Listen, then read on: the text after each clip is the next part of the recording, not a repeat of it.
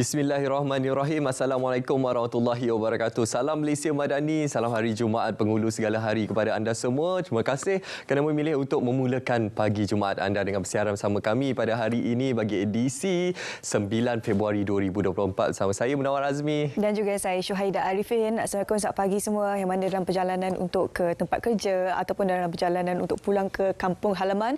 Pastikan anda memandu dengan berhati-hati sebab sekarang ni akan ada peningkatan jumlah kenderaan di jalan raya disebabkan oleh cuti umum bersama dengan perayaan Tahun Baru Cina.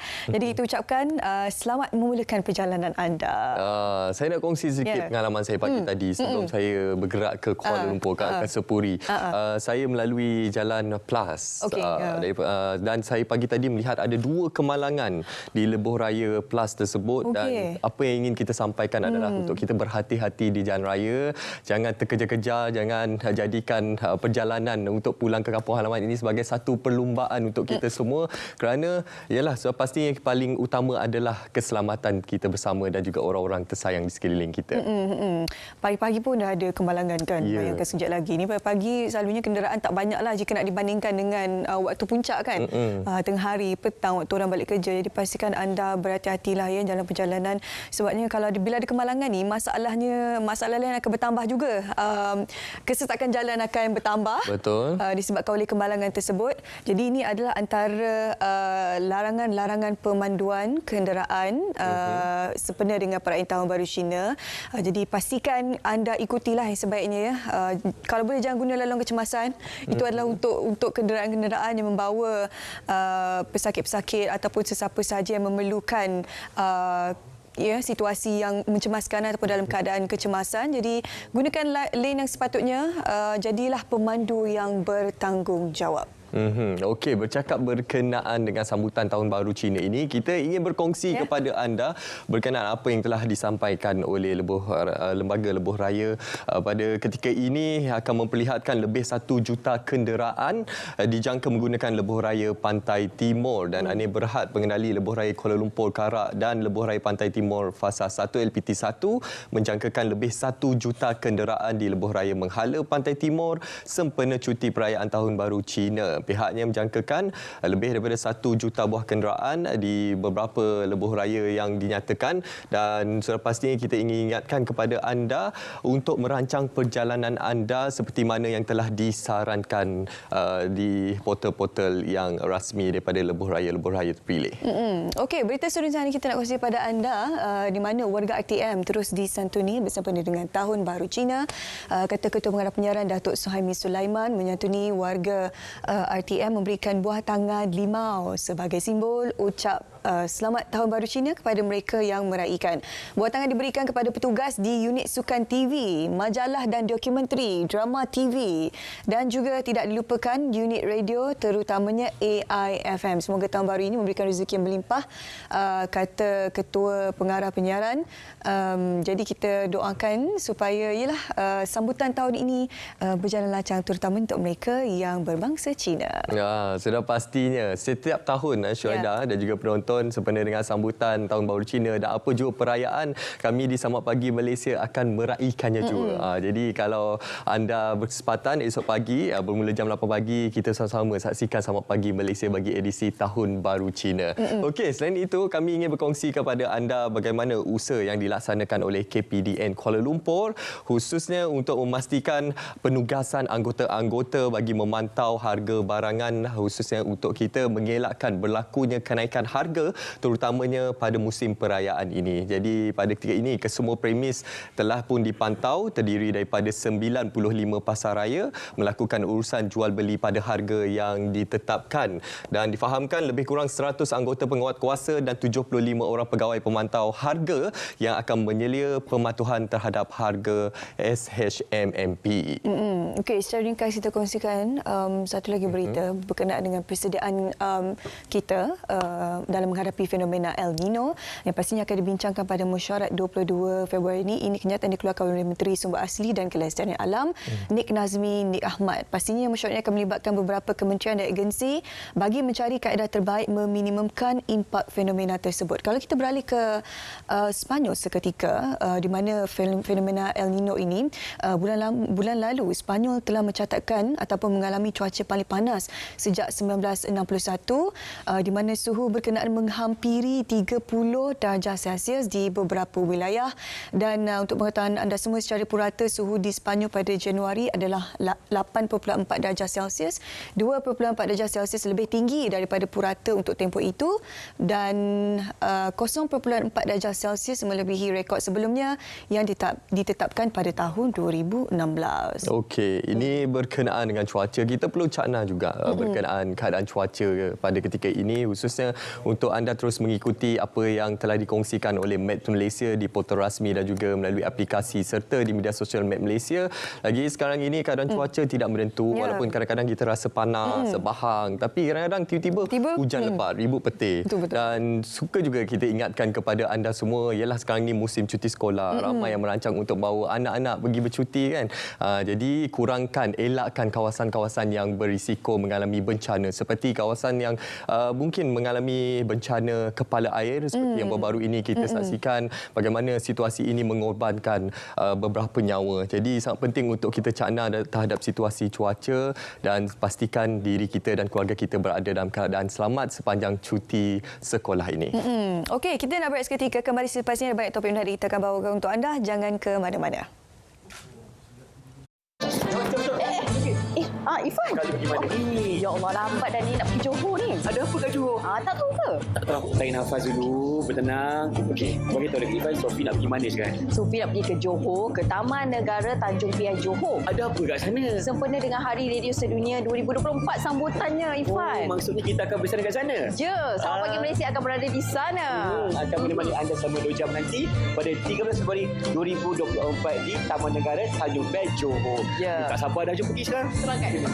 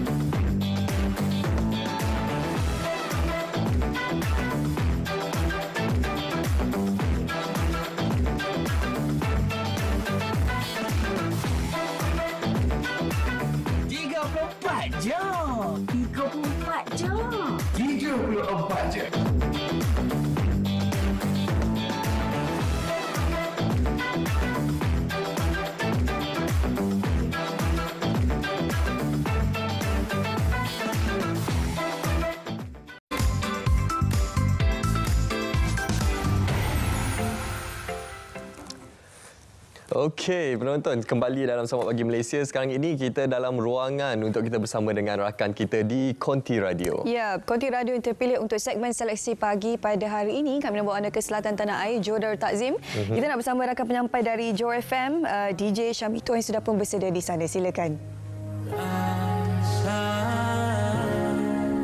Okey, Johor FM Permata Selatan. Assalamualaikum warahmatullahi wabarakatuh. Dan terima kasih kepada Munawar dan juga Syuhaida. Okey, dan untuk hari ini bersama-sama saya Muhammad Syah Abdul Samad ataupun Syamito untuk pagi ini. Okey, bersama langsung di Konti Johor FM pagi ini untuk menerusi Selamat Pagi Malaysia di TV1 saluran berita RTM 123 dan MyTV saluran 101 dan juga RTM Klik untuk sambutan Hari Radio. Kita nak cerita pasal sambutan Hari Radio untuk kali ini.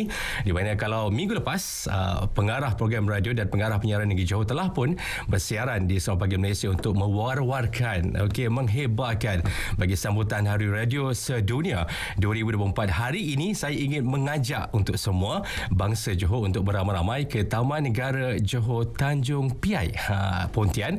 Bahkan ada juga pelbagai pengisian menarik akan diadakan khas untuk pengunjung yang hadir ke Tanjung Piai. Apa yang penting untuk hari tersebut, masuk ke Taman Negara Tanjung Piai adalah percuma. Percuma masuknya. Bermula dari jam 7 pagi. Dan juga dimulakan dengan yoga sak untuk beramai-ramai untuk bersama dengan Pak Habib, pakar motivasi kecergasan senam aerobik, dan juga kita akan bersenam di penghujung benua Asia. Dan juga banyak lagi sebenarnya, dan juga Munawar dan juga Syahidah untuk Selamat Pagi Malaysia juga akan bersiaran di lokasi yang sama. Jadi datanglah beramai-ramai, dan juga saya nak tambah juga yang menarik apabila orang ramai berpeluang untuk lebih mendekati penyampai 34 stesen radio seluruh negara. Jadi jom orang Pontian, orang di mana anda sendiri akan dapat melihat sendiri di mana DJ 3 Suara Nasional FM yang akan berada juga di lokasi. Dan selain itu akan diadakan juga siaran khas Yok Dongabe, hirup bergegau di lokasi yang sama, dan juga bersama dengan DJ Lady Khalid, Johor FM, DJ Alfie Melaka FM, dan juga DJ Syafiq yang akan ke udara di penghujung benua Asia. Dan nantikan juga persembahan artis dari Nizam Laksmana. Kita ada Nizam Laksmana, kita ada Shidi Data, kita ada Wai, dan juga pengaruh yang semakin terkenal iaitu Hazan. Siapa tak kenal Hazan kan? Jadi kerana keunikan suaranya, rupa para seni wanita, suaranya yang memang lain daripada yang lain. Dan juga nantikan juga berbagai aktiviti yang lain diadakan, seperti kita ada food truck, kita ada kaunter padu, dan juga pameran dan juga jualan produk IKS tempatan. Dan selain acara kemuncak di Tanjung Piai, program Johor The Terbaik bersama 34 DJ mewakili 34 stesen satu suara seluruh negara akan menyelusuri Sungai Payu Bakau di Kampung Sungai Melayu, Iskandar Puteri, Johor Bahru. Dan untuk saat ini pelbagai persiapan telah pun dilakukan bagi mengalu-alukan kedatangan semua. Jangan lupa saksikan secara langsung konsert khas Hari Radio Sedunia 2024 di TV2 Rabu 14 Februari 2024 jam 9 malam. Dan nantikan juga persembahan mantap daripada Aina Abdul, kita ada Hakim, dan juga kita ada Siti Nordiana, Jeffrey Din, Datuk Jeffrey Din, Sufian Suhaimi, Piradi, The Gadis, Anim Mayuni, dan juga Tam Spider, dan juga Kudin. Dan juga apa yang pasti, musim cuti sekolah ini, gunakanlah peluang anda untuk bersama-sama dengan ahli keluarga untuk lebih dekat bersama kami di lokasi. Dan nantikan 13 dan 14 Februari ini sambutan Hari Radio Sedunia 2024. Jadi itu saja perkongsian kami. Seleksi konti Johor FM di Selamat Pagi Malaysia di TV1, saluran berita RTM 123, MyTV saluran 101, dan juga RTM Kelly. Jadi sekian saja, kembali bersama dengan Munawar dan juga Syafiqah di Seleksi Pagi SPM. Baik, terima kasih DJ Syamito atas perkongsian daripada Johor FM. Banyak yang telah dikongsikan, antaranya berkenaan dengan sambutan Hari Radio Sedunia 2024 yang akan berlangsung di Tanjung Piai, tanah paling selatan benua Asia. Dan saya pasti Selamat Pagi Malaysia juga akan bersiaran pada ketika itu, ya Syafiqah? Tak apa, kita faham kadang-kadang orang keliru huruf S depan tu kan dia lebih kurang kan. Okey, daripada selatan tanah air kami bawa anda ke utara tanah air. Kita nak bawa anda ke cerita Pagi Perlis. Kita nak bersama dengan rakan penyampai Wan Nur Azli, Wan Cik, untuk berkongsi cerita pagi dari Perlis berkenaan tingkat daya saing usahawan bimbingan Fama Perlis. Jadi jom kita ke sana. Baik, terima kasih rakan penyampai di Angkasa Puri. Assalamualaikum dan selamat pagi. Lembaga Pemasaran Pertanian Persekutuan Fama Negeri Perlis sentiasa berusaha bagi membantu usahawan memasarkan produk dan seluruhnya meningkatkan daya saing dalam agro makanan. Ini menerusi pelbagai pendekatan, termasuklah menerusi program jualan pasar tani, jualan agro madani, agro bazar dan sebagainya. Baik, bagi berkongsi mengenainya itu bersama saya itu pengarah Fama Negeri Perlis itu Encik Muhammad Ansara Azizan. Baik, Assalamualaikum tuan. Waalaikumsalam. Baik Tuan, tahun ini merupakan tahun ke-39 penubuhan pasar tani. Mungkin Tuan boleh kongsikan mengenai perkembangan pasar tani di negeri Perlis. Okey, alhamdulillah pada baru-baru ini kita dah menyambut sambutan ulang tahun yang ke-39 penubuhan pasar tani peringkat negeri Perlis. Yang ini baru-baru ini kita telah melaksanakan program tersebut dengan kerjasama pihak MAIPS lah, iaitu Majlis Agama Islam, dan juga yang turut hadir pada hari berkenaan tu adalah Ketua Pegawai Eksekutif iaitu Ustaz Nazim lah, yang turut hadir di program pada hari berkenaan. Melihat jauh pada tahun ini, ada beberapa perancangan lah yang saya ataupun Fama Negeri Perlis rancang. Sekarang ni kita ada 3 pasar tani yang sedia ada. So insyaAllah pada tahun ini kita akan menaik taraf lah pasar tani berkenaan daripada segi infra dan juga kelengkapan usahawan, ya, supaya perkara ini menjadi, orang kata, serampang dua mata lah. Pertamanya manfaat kepada pengunjung dan juga manfaat kepada usahawan, di mana mereka selesa untuk berkunjung ke pasar tani. So selain daripada itu, kita ada 3 buah pasar tani yang sedia ada, iaitu di pasar tani Unimap, keduanya di pasar tani Kekal ataupun pasar tani Simpang 4, dan juga di pasar tani Taman Sena Indah. Tapi untuk makluman, pasar tani Taman Sena Indah buat masa sekarang peniaga-peniaga mereka kita pindahkan dahulu ke pasar tani MAIP.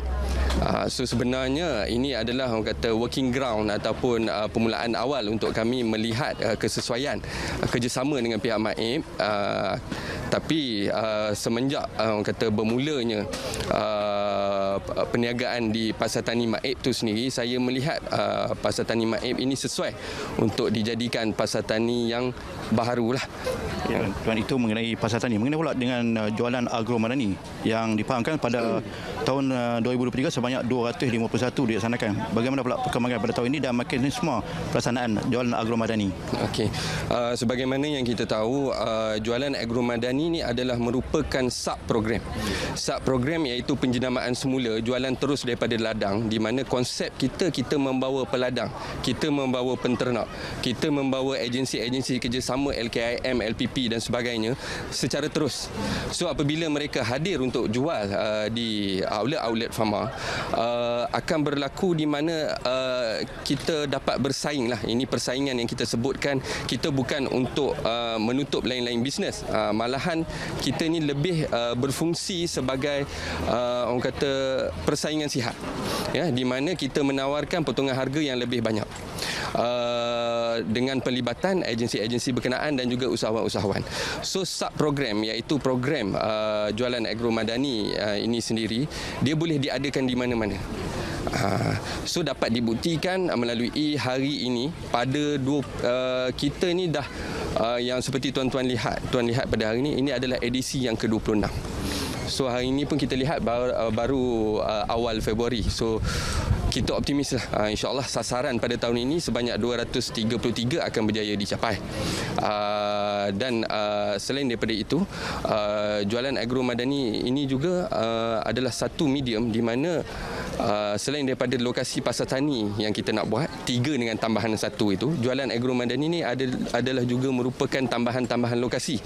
Apabila berlaku tambahan lokasi, wujudlah ruang dan peluang kepada usahawan-usahawan yang tidak tentu ataupun tidak perlu tertumpu kepada pasar tani sahaja. Okay, baik, terima kasih Tuan atas perkongsian tu. Baik, terima kasih. Assalamualaikum. Baik, itu saja yang dapat saya kongsikan mengenai usaha yang dilaksanakan oleh Fama Negeri Perlis menerusi program pasar tani dan juga jualan agro madani sepanjang tahun 2024 ini. Untuk itu, kembali bersama rakan penyampai di Angkasa Puri. Baik, terima kasih rakan penyampai untuk perkongsian daripada Cerita Pagi di Perlis. Dan sudah pastinya sekarang ini kita nak tanya kepada penonton, dah daftar ke belum padu? Sudah pasti kita nak war-warkan kepada anda untuk mendaftar padu kerana ianya akan memberi satu manfaat yang lebih khusus kepada kita semua untuk membantu kerajaan memberikan bantuan secara bersasar kepada golongan yang benar-benar memerlukan. Anda boleh mendaftar sehingga hujung bulan Mac nanti, ya, masih lagi dibuka untuk anda mengisi mengisi maklumat anda. Cuma kita nak dengar apa agaknya pendapat orang ramai berkenaan dengan sistem padu ini. Sama-sama kita saksikan. Kini padu untuk semua dan tak terhubung lebih sejahtera. Bagi saya, kelebihan padu ini adalah kerajaan dapat menggunakan data seperti pendapatan dan juga kos perbelanjaan rakyat untuk menganjurkan program spesifik yang bertepatan dengan kehendak rakyat setempat, di mana kerajaan dapat meningkatkan taraf sosio-ekonomi rakyat di kawasan ataupun daerah. Kerajaan juga dapat mengadakan inisiatif bersasar, di mana kerajaan dapat menggunakan data seperti taraf pendidikan untuk kerajaan menentukan apa jenis kelas bengkel yang sesuai diadakan untuk kawasan tersebut bagi meningkatkan taraf hidup rakyat dan juga untuk menambah kemahiran dan juga untuk menjana pendapatan lebih banyak bagi rakyat. Padu ini adalah satu sistem yang dikumpulkan oleh kerajaan untuk memberi untuk kita masukkan maklumat diri kita dalam satu sistem yang seragam lah, supaya kerajaan boleh memberi subsidi bersasar kepada rakyatnya. Dapat diberi kelebihan untuk bantuan sepatutnya lah. Maksudnya kita dapat deteksi yang golongan P40 dengan golongan yang biasa saja. Maksudnya daripada sistem yang kalau kita register padu tu, kita boleh tahulah sistem tu dia dapat detect kita punya maklumat semualah. Ada kebaikan dia juga dan biasalah dalam zaman macam ni pun ada keburukan jugalah. Itu salah satu. Kalau macam saya boleh je isi untuk maklumat kita kan, sebab kita pun golongan B40 jugalah. Jadi dia boleh detect lah. Kalau kerajaan dah buka untuk padu ni, jadi kita kena ni lah sekali, kena sahut lah. Kerajaan suruh kita buat, kita kena buat. Alhamdulillah saya dah daftar padu dah. Okey, pemahaman saya tentang padu ni adalah dia mendapatkan data yang data untuk semua rakyat Malaysia yang mana dia boleh mendapatkan target yang lebih tepat kepada targeted group untuk bantuan-bantuan dari kerajaan. Yang padu ni adalah setiap saluran bantuan tu terus kepada orang yang betul. Kepada semua rakyat Malaysia supaya dia orang daftar dengan padu ni supaya segala bantuan-bantuan ni dapat segera sampai ke mereka dan lebih memudahkan pihak kerajaan untuk terus kepada targeted group.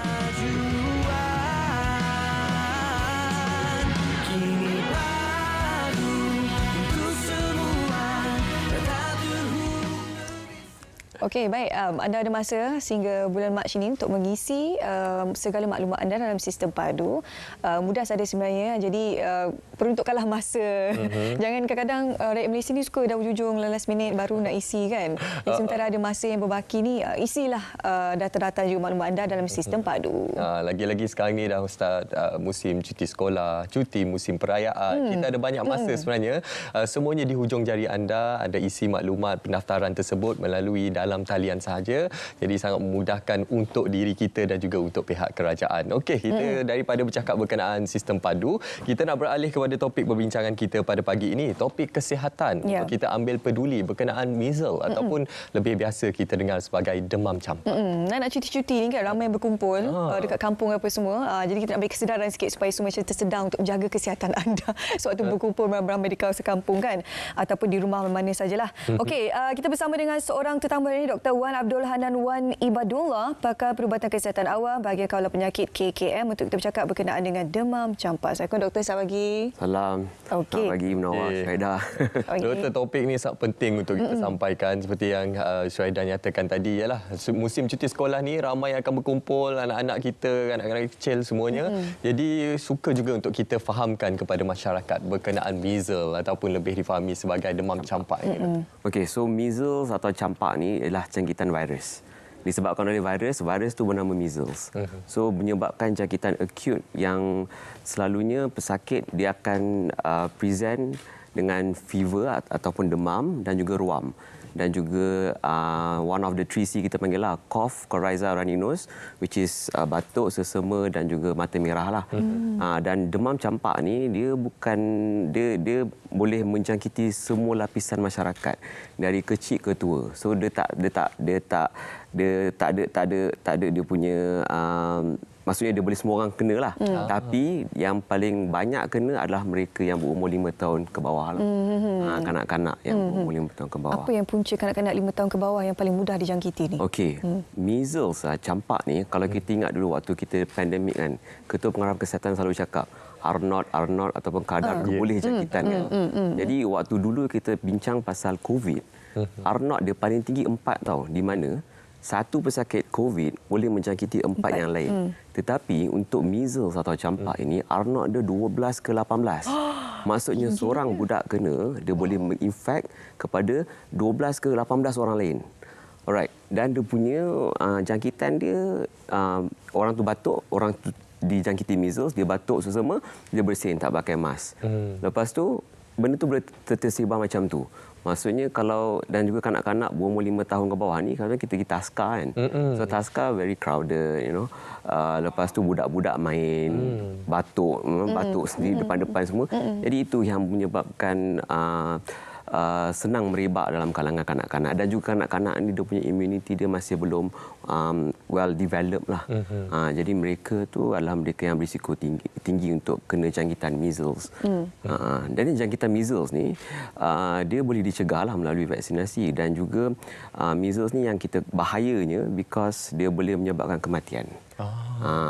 Dan kita ada cara pencegahan dia dan sepatutnya dia boleh dicegah lah. Okey, seperti yang doktor nyatakan tadi, antara komplikasi serius yang boleh berlaku kepada seseorang sekiranya dijangkiti oleh measles ataupun demam campak ini adalah boleh membawa maut, doktor. Jadi sebab itu kita bawakan topik ini untuk kita sama-sama cakna dan kita ambil berat berkenaan topik kesihatan measles ini.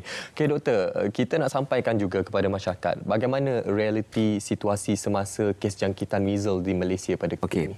Jadi trend jangkitan measles ni kalau kita tengok 8 tahun sebelum lah, 2015 sampai 2023. Dia punya kes satu dunia, range dia daripada 60,000 ke 540,000 kes setahun dari kat dunia lah. Dan peningkatan yang paling tinggi adalah pada tahun 2019. 2019, 550,000 kes satu dunia. Waktu tu 2019 dan kita masuk pandemik. So pandemik sememangnya berkurang lah. Sebab apa? Semua orang pun duduk rumah, semua orang pakai mask, semua orang tak nak keluar rumah lah. Dan pergi hospital atau klinik tu ialah seorang orang takut kan, takut dijangkiti. Jadi waktu 2020 tu kes menurun 90,000. Lepas tu 2021 menurun lagi 60,000. Kes dunia lah. Lepas tu bila masuk ke 2021 dia meningkat balik. Dan 2022 kes dia adalah sebanyak 171,000 satu dunia. Dan tahun lepas 2023 kes meningkat 280,000. So peningkatan 65% di global. Dan kita tengok pula dekat Malaysia ni merupakan salah satu negara di antara negara di rantau Western Pacific region, Asia, rantau Pasifik Barat lah. So Malaysia antara negara yang mempunyai kes yang paling tinggi setakat ini. Bila kita kata setakat, kalau kita nak compare between negara kan, kita tengok dari segi incidence, iaitu penyakit dalam setiap 1 juta populasi. So Malaysia pada masa 2023 kita punya kadar jangkitan tu ada 50 kes dalam setiap 1 juta populasi. Dan antara yang paling tinggilah dekat rantau Pasifik Barat ni. Jadi ini yang kita kena ketengahkan dan kita kena beritahu masyarakat yang measles ni atau campak ni sekarang memang ada peningkatan yang ketara. Okey, susulan daripada itu kita nak bagi kesedaran kepada orang ramai pastinya cara untuk mencegah. Kalau dia kata airborne ni memang yang klise je tu pakai face mask, cuci tangan. Macam back to COVID kan, benda sama. Tapi sebenarnya ada tak cara lain dilaksanakan oleh pihak KKM untuk membendung ialah jangkitan measles ni? Okey. Jadi yang macam Syuhada cakap tu memang sangat bagus. Itu perlu dipraktikkan. Once you ada batuk, demam sesama, you pakai mask. Kalau budak-budak, kalau pergi taska ke, better jangan pergi taska dulu. And check properly. Tapi cara yang terbaiknya, measles ni dia ada vaksinasi lah atau imunisasi. Kita bagi MMR, measles, mumps, rubella, 3 serangkai tu pada umur 9 bulan dan 12 bulan. Dan dia perlukan 2 dos ni untuk dapat protection yang maksimum lah. Once you protect maksimum, then you are less likely untuk mendapat jangkitan itulah. Jadi berbalik ke kenapa kes meningkat, waktu pandemik semua duduk rumah tak pergi, di sinilah kita ada keciciran imunisasi. Maksudnya that's why budak-budak tu terlepas daripada vaksin. Budak-budak yang lahir, especially yang lahir during COVID lah. Jadi mereka ni tak dibawa ke hospital, tak bawa di klinik untuk vaksinasi, terlepas.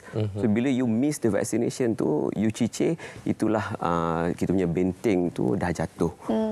Jadi kalau nak populasi itu kita perlu minimum 95% liputan imunisasi untuk campak untuk kita membendung orang-orang lain daripada terkena jangkitan campak. Kalau dia dah terlepas sesi untuk mendapatkan vaksin tu memang dah terlambat ke atau boleh diambil vaksin? Dia boleh ambil. Yes. So kalau yang terlepas 9 bulan 12 bulan just pergi ke klinik kesihatan beritahu dia terlepas dan kita boleh cucuklah.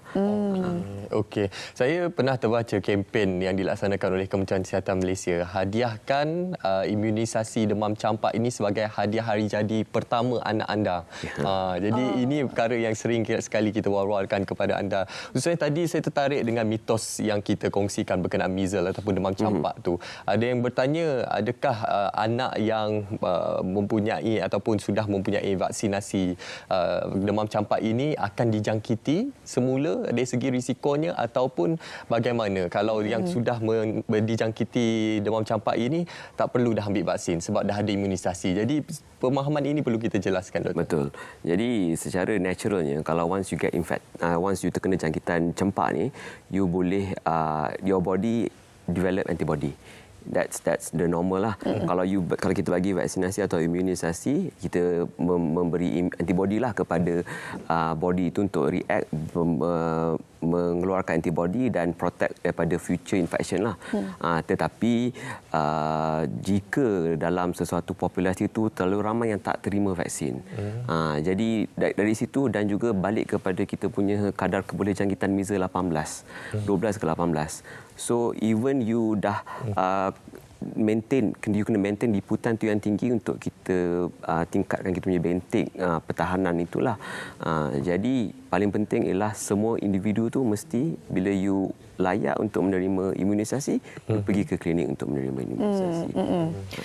Tadi doktor ada cakap bahawa measles ini boleh membawa-bawakan. Kita tahu simptom asal dia demam, runny nose, mata merah. Tapi kalau yang tahap kritikal itu bagaimana kalau itu boleh kongsikan? Jadi measles ni dia paling penting ialah demam, lepas tu dia ada ruam. Ruam dan juga one of the 3C itulah sesama mata berair. So itu adalah clinical case definisi for measles lah. Lepas tu dia boleh pergi dia usually measles ni dia self limiting ataupun dia tak ada treatment yang spesifik, ubat-ubatan yang spesifik. Kita tak bagi antiviral dekat semua kes. So kita bagi supportive treatment saja. Tetapi bila mereka ni adalah golongan yang berisiko tinggi, dia boleh pergi ke komplikasi. Contohnya komplikasi seperti jangkitan dalam telinga, boleh menyebabkan boleh menyebabkan tak dengar lah. Satu. Lepas tu kalau mata dia boleh menyebabkan buta dan juga boleh menyebabkan infection di paru-paru atau pneumonia. Yang tu yang kita tak nak lah. Bila benda macam ni jadi, dia pergi ke komplikasi. Bila kita ada cara-cara pencegahan tu, dan the best is kita prevent lah. Prevention is always better than cure. Betul. Mencegah lebih baik daripada mengubati. Sepastinya kita nak semua rakyat Malaysia berada dalam keadaan sihat, jauh daripada penyakit ataupun virus measles ini. Okey, Doktor, dalam ruangan yang ada ini, Doktor, sampaikan kepada masyarakat kenapa pentingnya untuk kita tahu berkenaan measles ini dan apakah antara langkah-langkah pencegahan terbaik yang perlu kita laksanakan dan perkasakan, Doktor. Alright. So jadi measles ni penyakit cegahan vaksin yang boleh dicegah dengan vaksin lah. Jadi saya menyeru masyarakat, khususnya ibu bapa yang tertinggal, kanak-kanak yang tertinggal imunisasi waktu COVID, datang ke klinik kesihatan dan perlu mendapatkan vaksinasi lah. Perlu lengkap 2 dos itu, dan jika anak-anak mempunyai penyakit seperti demam dan juga ruam yang most likely measles, jangan hantar ke taska lah sebab dia akan menyebabkan penularan dan menyebabkan kluster-kluster measles di tempat-tempat tersebut. Jadi nasihat saya yang cicir itu pergi ke klinik dan dapatkan balik imunisasi itu sebab memang dia terbukti berkesan untuk mencegah, at least kita mencegah kematian. Tapi vaksin tu dia macam COVID ke?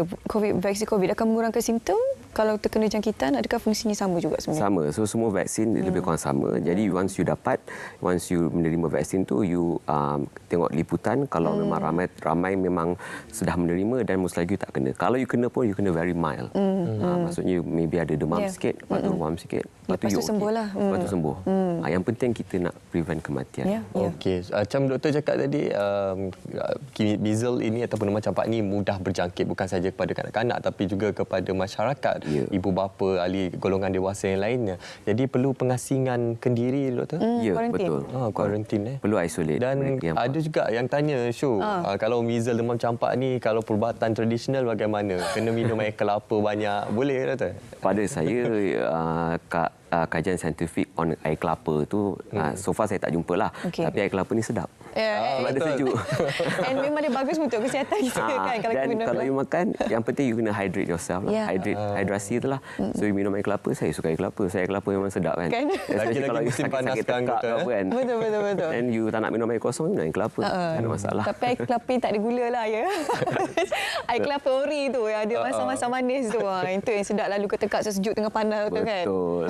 Okey, doktor, terima kasih. Itu kesempatan kita ada pada pagi ini untuk memberikan kesedaran kepada penonton Saat Pagi Malaysia berkenaan dengan penyakit demam campak ataupun kita selalunya panggil measles lah. Alhamdulillah, dan kita harapkan melalui perkongsian ini membuka mata dan juga memberi kesedaran kepada kita semua untuk kita cakna terhadap measles ataupun demam campak ini. Okey, daripada topik kesihatan, kita nak ketahui juga berkenaan dengan situasi semasa lebuh raya utama di beberapa lokasi khususnya di Bangi pada ketika ini. Ya, betul. Kami nak bawa anda ke Lembaga Lebuh Raya Malaysia untuk kita tinjau bagaimana keadaan jalan raya di seluruh Malaysia pada hari ini bersama dengan rakan penyampai kami. Silakan. Terima kasih Syu dan Munawar di Angkasa Puri. Assalamualaikum. Salam Malaysia Madani. Berlintas langsung di Lembaga Lebuh Raya Malaysia LLM Bangi ini, saya bawakan keadaan trafik Lebuh Raya utama negara. Sudah pasti hari ini orang ramai sudah mula pulang ke kampung halaman, mengambil kesempatan cuti perayaan Tahun Baru Cina, cuti persekolahan dan juga cuti hujung minggu untuk bersama-sama keluarga bercuti. Baiklah, untuk mengulas lanjut berkenaan dengan keadaan trafik di lembaga di Lebuh Raya Utama Negara bersama-sama dengan saya ketika ini, iaitu penolong pengarah pemantauan operasi LLM iaitu Puan Sharifah Nazatul Maslamah Wan Fadilah. Terima kasih Puan bersama dengan Selamat Pagi Malaysia. Alright, terima kasih. Okey Puan, mungkin boleh jelaskan apakah jangkaan pihak LLM dari segi jumlah kenderaan yang akan melalui semua lebuh raya hari ini? Baiklah Aisyah, untuk hari ini kita seperti yang kita jangka, trafik pada hari puncak pada hari ini akan mencecah sehingga 2.4 juta kenderaan di lebuh raya utama dan di lebuh raya utama menghala ke utara, selatan dan timur tanah air. Seperti kita tahu juga, hari ini bermulanya cuti persekolahan di mana pengguna memanfaatkan juga pemberian tol percuma oleh kerajaan yang akan tamat pada 11.59 malam ini. Data trafik, mungkin saya boleh kongsikan data trafik pada semalam di lebuh raya utara selatan telah mencecah sehingga 1.3 juta kenderaan, dan untuk menghala ke timur melalui lebuh raya ke Elkara, LPT1 dan LPT2 adalah sebanyak 331,000. Okey, baiklah Puan. Bagi kawasan-kawasan yang mengalami trafik perlahan, apakah tindakan yang diambil oleh pihak LLM bagi melancarkan kelancaran pengguna? Baiklah. Pihak LLM sentiasa bersiap siaga dalam mendepani peningkatan trafik di lebuh raya. Oleh itu, pihak LLM dengan kerjasama pihak syarikat konsesi dan pihak polis telah membenarkan penggunaan lorong kecemasan atau kita kenali sebagai lorong smart lane untuk mengurangkan kesesakan trafik di lebuh raya. Penggunaan lorong smart lane ini adalah untuk menambah kapasiti lorong di lebuh raya. Jadinya pengguna disarankan untuk mematuhi papan tanda mula dan tamat, atau kalau boleh kita kongsikan di paparan skrin di LLM ini.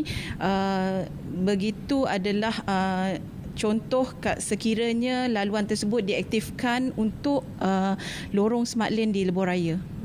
Okeylah Puan, yang terakhir, apakah nasihat daripada pihak LLM sendiri bagi mereka yang bakal memulakan perjalanan pada pagi ini, tengah hari ataupun malam nanti ataupun esok hari, apakah nasihat kepada semua pengguna? Okey, untuk orang ramai yang sedang untuk merancang untuk memulakan perjalanan, kami cadangkan untuk merujuk kepada melalui Lebuh Raya Plus merujuk kepada aplikasi My TTA Plus, dan untuk ke timur merujuk kepada cadangan pihak syarikat kongsi Anih untuk cadangan jadual perjalanan. Selain itu, pesanan keselamatan kepada penunggang motosikal yang menggunakan lebuh raya, sila awasi papan tanda Smart Lane yang telah diaktifkan di lebuh raya, kerana lorong kecemasan juga digunakan oleh kenderaan lain untuk mengurangkan kesesakan di lebuh raya. Kepada pengguna lain juga dinasihatkan untuk lebih bertolak ansur dengan kenderaan lain dan bersabar dalam menghadapi kesesakan di lebuh raya. Okey Puan, terima kasih. Saya kira itu saja yang dapat saya bawakan di Lembaga Lebuh Raya Malaysia LLM ini. Kita kembali bersama Munawar dan juga Shu di Angkasa Puri. Silakan. Okey, itu berkenaan dengan aliran trafik semasa pada ketika ini. Seperti yang dinyatakan tadi, memperlihatkan peningkatan jumlah kenderaan di beberapa lebuh raya utama, khususnya Menghala ke Selatan dan juga Pantai Timur serta utara tanah air. Jadi sekarang ini penonton, kita nak beralih kepada satu perkara yang akan menjadi perhatian kita semua pada hari ini, iaitu berkenaan dengan petisyen Nick Elin terhadap enakmen jenayah syariah negeri Kelantan. Dan untuk makluman anda, pemakluman berkenaan keputusan Mahkamah Persekutuan yang akan bersidang hari ini untuk memberi keputusan dalam kes petisyen yang difailkan oleh Nick Elin, Zurina Nick Abdul Rashid terhadap Kerajaan Negeri Kelantan bagi mengisytiharkan 18 peruntukan kesalahan dalam enakmen jenayah syariah negeri itu. Ya, jadi untuk pengetahuan anda semua, keputusannya kita akan sama-sama dapatkan hari ini, di mana ia akan diputuskan panel 9 Hakim Mahkamah Persekutuan. Adakah petisyen ini berjaya diluluskan ataupun yang sebaliknya. Isu ni agak sensitif sebenarnya kalau kita nak bincangkan, kerana ia melibatkan agama. Jadi orang ramai dinasihati untuk tidak menyebarkan sebarang spekulasi ataupun menyebabkan keraguan terhadap institusi perundangan negara. Kita biarkan mereka yang mempunyai kepakaran dalam bidang ini untuk melaksanakan tugas mereka. Okey, daripada pemerhatian kita berkenaan petisyen Nick Elin ini yang akan kita sama-sama nantikan keputusannya pada hari ini, kita nak beralih kepada satu lagi topik. Kita membuka fail syariah, iaitu berkenaan dengan hak jagaan anak angkat. Jadi untuk kita membicarakan topik ini dengan lebih mendalam lagi, kita bersama dengan tetamu kita secara Google Meet pada ketika ini, iaitu Tuan Haji Moiz Basri, Timbalan Presiden Persatuan Peguam Syari'i Malaysia. Assalamualaikum. Waalaikumsalam warahmatullahi taala wabarakatuh. Tuan Haji, hari ini kita punya topik nak bercerita berkenaan dengan hak jagaan anak angkat. Isu ini selalunya akan timbulkan sedikit salah faham ataupun mungkin kurang senang antara keluarga kandung dan juga keluarga angkat apabila ada berlaku sebarang pertikaian antara mereka untuk mendapatkan hak penjagaan. Tuan Haji, kalau boleh kongsikan mukadimah pada pagi ini, siapa sebenarnya yang lebih berhak kalau kita nak cerita berkenaan dengan penjagaan anak angkat ini? Bismillahirrahmanirrahim. Assalamualaikum warahmatullahi wabarakatuh. Terima kasih Adrina dan juga Munawar. Baik, untuk pemahaman kita, pemahaman peringkat awal asasnya berkaitan dengan anak angkat ni, kita selalu ataupun semenjak dulu kita ada sedikit kekeliruan tentang kedudukan anak angkat itu sendiri. Sebab kita berada dalam sebuah negara Malaysia di mana ada, kalau saya boleh katakan, sebenarnya ada dua asas perundangan yang berbeza yang terpakai kepada orang Islam dan juga orang bukan Islam. Dari situ yang saya rasa menjadi punca terdapatnya kekeliruan berkaitan dengan kedudukan anak angkat ini. Di mana undang-undang yang mentadbir berkaitan dengan anak angkat ini di Malaysia secara umumnya dia ada dua undang-undang asas, iaitu satunya Akta Pengangkatan dan satu lagi adalah Akta Pendaftaran Anak Angkat. Jadi pendaftaran anak angkat memang orang Islam boleh pakai juga undang-undang itu, iaitu daftar anak angkat, tetapi dia tidak akan terpakai, orang Islam ini tidak terpakai ataupun tidak boleh mengaplikasikan undang-undang yang ada dalam Akta Pengangkatan. Sebab Akta Pengangkatan itu menetapkan syarat ataupun meletakkan perundangannya bahawa anak angkat itu apabila telah dijaga oleh ibu ataupun keluarga angkat, ibu dan bapa angkat, dan juga pendaftarannya juga telah sempurna berkaitan dengan pengangkatan itu, maka kedudukan anak angkat itu seolah-olah menjadi anak kepada keluarga angkat itu, dan ibu kandung ataupun ibu kandung ataupun keluarga asal anak itu sudah tidak mempunyai apa hak terhadap anak tersebut. Tapi berbeza dengan perundangan Islam, kerana kita tidak boleh menafikan tentang kedudukan undang-undang syariah yang mana kita berasaskan daripada Al-Quran dan juga hadis, asas sumber hukum kita, di mana anak angkat itu walaupun telah diangkat, walaupun telah didaftarkan sebagai anak angkat kepada keluarga lain daripada keluarga asalnya atau keluarga kandungnya, tetapi pertalian darah, kedudukan anak itu tetap juga nasab dan juga haknya itu masih kuat kepada keluarga asal. Ya, cuma dia adalah beberapa perkara lain yang lebih yang akan timbul jika berlaku pertikaian tentang penjagaan itu, tetapi hak lebih utama tetap kepada keluarga kandung asalnya. Yang itu yang perundangan syariah ada berbeza sedikit dengan perundangan sivil, yang mana itu mungkin juga menimbulkan kekeliruan, walaupun masing-masing boleh katakan saya telah daftar anak ini sebagai anak angkat saya, maka saya mempunyai hak yang mutlak kepada anak ini. Yang itu untuk perundangan Islam dia sebenarnya tidak berapa tepat untuk kita katakan begitu. Okey, Tuan Haji, kita ingin melihat kepada realiti semasa masyarakat kita. Ya, kita faham seperti yang Tuan Haji nyatakan tadi. Dalam masyarakat kita ni ada dua kategori pengangkatan anak. Satu melalui saluran yang sah seperti yang Tuan Haji yang nyatakan tadi. Satu lagi Tuan Haji yang menjadi kebimbangan kita semua adalah melalui cakap-cakap janji mulut manis sahaja. Iaitu bila kita mengambil seorang anak tersebut sejak daripada kecil, tetapi bila dah besar ibu bapa kandung mula menuntut anak tersebut. Jadi bagaimana proses ini? Sebab saya teringat kes adik Amir 3 tahun yang lalu yang sangat menyayat hati kita semua, Tuan Haji. Ya, betul. Yalah, dia bila kita bercerita tentang tentang proses penjagaan anak, menuntut tentang anak ni, dia sebenarnya memang melibatkan emosi, sebab kita bertikai, kita bergaduh tentang seorang manusia. Kita tidak bergaduh tentang barang ataupun duit. Yang itu yang menimbulkan emosinya. Ya, proses untuk mendaftarkan anak angkat itu memang kita boleh ikutlah akta pendaftaran pengangkatan itu. Yang mana adalah prosesnya di mana kena hadir daripada pendaftar anak angkat ini untuk dan juga adalah dokumen-dokumen dan barang-barang tertentu untuk ataupun untuk mendaftarkan anak ini menjadi anak angkat yang akan dijaga oleh orang sekian-sekian. Ya, bagi isu di mana pendaftaran itu tidak ada langsung, ya, itu memang agak, orang kata itu, kalau saya katakan agak sedih jugalah kalau misalnya kata keluarga yang asalnya datang menuntut. Memang secara perundangan asasnya kita tidak boleh nafikan.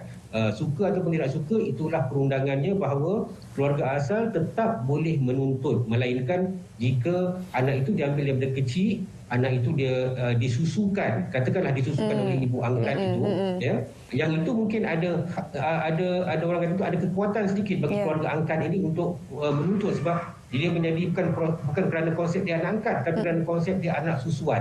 Ya, sebab walaupun perundangan, kita kena ingat bahawa kalau saya boleh sentuh sedikit tentang perundangan berkaitan dengan hak jagaan anak ni, walaupun memang kita tidak boleh menafikan bahawa hak keutamaan bagi penjagaan ini kepada ibu kandung, ya, tetapi perundangan juga menetapkan bahawa dalam keadaan apa pun mahkamah itu sendiri, mahkamah syariah dalam isu ini mempunyai kuasa yang tidak terbatas dalam nak meletakkan anak itu di bawah jagaan sesiapa sahaja, termasuk di bawah jagaan Jabatan Kebajikan Masyarakat walaupun ibu kandungnya masih hidup, jika mahkamah mendapati bahawa kebajikan anak itu adalah lebih baik jika diletakkan penjagaannya kepada orang-orang tertentu. Walaupun asasnya ibu kandung lebih berhak, lebih layak, tetapi mahkamah masih tetap mempunyai kuasa yang tidak terbatas untuk meletakkan anak itu kepada orang lain. Jadi dekat situ yang kita kena tengok juga situasi atau keadaan semasa. Ya? Tapi kalau macam saya kata tadi, kalau macam ibu susuan, dia ada juga hak yang kuat juga walaupun tidak support ibu kandung, tapi dengan konsep dengan fakta dia menyusukan anak itu, dia dan membesarkan anak itu, dia boleh rely ataupun boleh bergantung kepada peruntukan undang-undang bahawa mahkamah masih ada kuasa untuk melihat keseluruhan situasi demi menjaga kebajikan dan kemaslahatan anak itu untuk dia juga menuntut bagi hak penjagaan tersebut. Tuan Haji, apa hak anak itu sendiri? Kalau kita cerita ni mungkin anak yang bawah 18 tahun kan mereka tidak mempunyai ialah kehendak mereka sendiri. Jadi mereka hanya mengikut keputusan mahkamah. Bagaimana anak itu sudah menjangkau usia remaja 18 tahun ke atas? Adakah mereka mempunyai hak sendiri untuk memilih dengan siapa ataupun keluarga mana yang mereka ingin meneruskan kehidupan mereka? Ya, okey. Kita di Malaysia ini kita memakai undang-undang bahawa 18 tahun baru kita merdeka, baru kita bebas untuk kita buat pilihan dan ke mana-mana saja. Maknanya kalau ke sana ke sini tiada yang larang, itu kalau kita konsep atas 18 tahun. Tapi dalam Islam itu sendiri dan juga dalam pemakaian perundangan di Mahkamah Syariah itu sendiri, sebenarnya macam saya kata, di subjek matter kita adalah manusia. Jadi manusia ini kita tidak boleh nafikan bahawa dan Islam juga iktiraf benda tu. Sebenarnya kita bukan peringkat umur 18. Kita dalam Islam kita ada peringkat umur mumayyiz, baligh. Ya. Dan mumayyiz ini kita andaikan mumayyiz ini adalah apabila lelaki itu seorang berumur 7 tahun dan anak perempuan itu berumur 9 tahun. Ya. Mereka ini boleh buat pilihan. Dia tak sampai 18 pun. Anak lelaki 7 tahun, perempuan 9 tahun. Ini yang Islam anggap mereka ini telah mumayyiz. Ini perundangan yang dan perundangan kita. Mereka boleh buat pilihan dan mahkamah kena ambil kira pilihan dia orang. Mahkamah boleh tenggual anak-anak ini, tanya hal ehwal dia dan tanya kat mana yang dia rasa lebih selesa, dan kat situ mahkamah boleh menilai kebajikan anak itu daripada berdasarkan kehendak dan pilihan anak-anak tersebut. Dan yang ini adalah sebenarnya satu perkara yang orang kata tu kuat untuk untuk mahkamah putuskan. Ya, sebab kita ni dan kalau kita lihat realitinya pun, manusia bila tak payah kita pergi 18 tahun, kita pergi umur 12 tahun, 13 tahun, ya. Kalau apa pun yang mahkamah perintahkan, apa pun kita paksa dia, ya. Sekarang ni budak-budak, dia ada handphone, dia boleh order Grab dan dia boleh lari naik bas, naik taksi pergi ke rumah yang mana yang dia nak. Dan itu yang kita kena pertimbangkan, dan mahkamah juga memang mempertimbangkan bahawa kehendak anak itu walaupun bukan konklusif, tetapi dia menjadi satu kekuatan, satu faktor yang cukup kuat untuk menentukan kat mana nak letak anak ini untuk dijaga.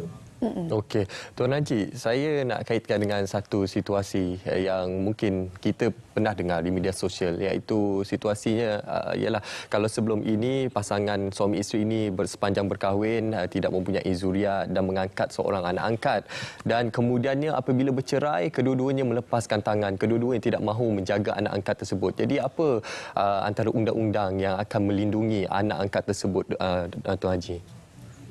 Okey, baik. Dalam situasi tersebut, itu yang agak sedih tu. Maknanya bila masa mula-mula okey nak ambil, bila dah apa, itu yang sebenarnya itu saya nak kena sentuh juga sedikit, bahawa satu perkara yang menjadi masalah dalam masyarakat kita adalah apabila berlaku perceraian antara ibu dan bapa ni, tak kisahlah ibu kandung, bapa kandung, ibu angkat, bapa angkat ni. Dalam kebanyakan hal selalunya anak-anak yang masih kecil, yang bawah 18, yang masih sekolah, yang selalunya menjadi bangsa. Ya, bukan kata ada berapa, tapi saya punya perhatian tu sebenarnya ada banyak kes-kes yang begitu yang mungkin tidak dilaporkan, tetapi anak-anak ini terbuang begitu saja. Ya, dekat sinilah yang sebenarnya kalau dari segi perundangannya sebenarnya tetap mahkamah ada kuasa untuk meletakkan anak itu di bawah jagaan orang yang lebih layak, ataupun institusi maksudnya Jabatan Keluarga Masyarakat dan sebagainya, diletakkan jagaannya di situ. Ya, tetapi sebelum sampai ke mahkamah dia tak cari orang, mahkamah dia menunggu orang datang buat permohonan dan sebagainya. Dekat situlah pentingnya yang di sini di luar segi daripada perundangan adalah pentingnya orang kata tu peranan masyarakat sekeliling, jiran-jiran, saudara mara kepada anak itu sendiri, ataupun saudara mara angkat kepada keluarga angkat anak itu sendiri dalam orang kata tu nak mengambil langkah-langkah yang perlu dan wajar supaya kebajikan anak tersebut tetap terjaga. Maknanya tidak penting ia diletakkan di mana, tetapi yang penting diletakkan di tempat yang sesuai dan layak untuk anak itu membesar dengan baik. Satu lagi Tuan Haji, kita bercakap berkenaan dengan pembahagian harta. Bagaimana untuk kita mengetahui adakah anak angkat ini layak untuk mendapat sebahagian harta pusaka daripada keluarga angkat mereka ataupun keluarga kandung mereka? Bagaimana pembahagian itu? Yang itu yang juga kita kena faham bahawa anak angkat, harta ini hanya layak diperolehi ataupun didapat, yang dapat hanyalah anak kandung. Jadi anak angkat, anak tak sah taraf, dia tidak layak untuk mendapat harta, pusaka daripada ibu bapa angkat dia itulah. Maknanya sebab Islam dia menjaga nasab anak tersebut memang kepada keluarga asalnya. Jadi dia boleh mewarisi harta pusaka daripada keluarga asalnya. Misalnya katalah keluarga asalnya itu, keluarga kandung itu orang yang kaya, buang anak tu diberikan kepada, jadikan anak angkat orang lain. Bila keluarga kandung dia tu maknanya meninggal, ayah dan ibu kandung yang meninggal, dia masih ada hak walaupun dia telah diangkat lama dan tidak pernah, orang kata tu tak pernah dijaga oleh keluarga kandungnya. Begitu juga sebaliknya, jika keluarga angkatnya itu meninggal walaupun kaya ke ataupun ada kaya ataupun tidak, anak angkat itu tidak boleh mewarisi harta daripada keluarga angkatnya. Tapi dia ada proses lain ataupun alternatif lain lah yang membolehkan, di mana dalam Islam ini kita ada perundangan berkaitan dengan wasiat yang sebagai alternatif untuk keluarga angkat ini nak memastikan bahawa anak angkat ini ada bahagiannya sekiranya ibu dan bapa angkat yang meninggal.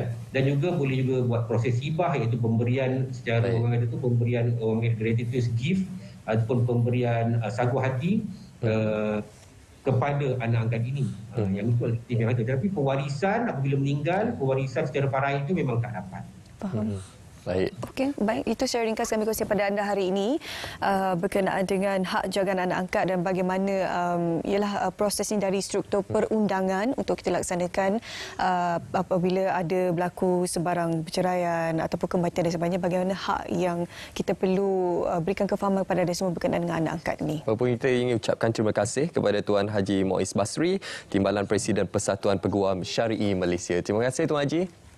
Sama-sama. Assalamualaikum. Terima kasih juga kepada Munawar dan juga Edrina. Waalaikumsalam. Terima kasih Tuan Haji. Baik, itu antara perhatian kita khususnya berkenaan dengan fail syariah hak jagaan anak angkat. Okey, selepas ini banyak lagi topik yang akan kami kupas, kami bawakan kepada anda. Tapi sekarang ini kita berehat seketika. Teruskan kesetiaan anda bersama kami dalam Selamat Pagi Malaysia.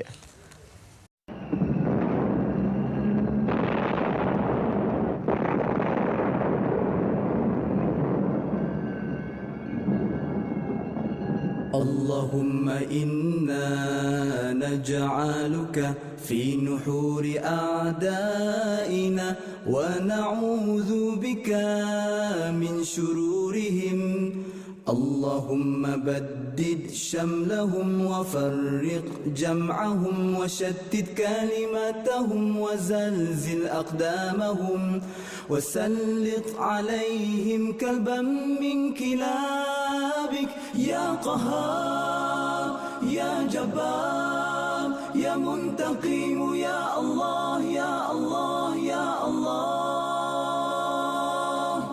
اللهم يا منزل الكتاب يا مجري السحاب يا هازم الأحزاب اهزمهم اهزمهم اهزمهم وانصرنا عليهم. Ya Allah, kami letakkan kamu di batang leher musuh-musuh kami, dan kami berlindung denganmu dari kejahatan mereka.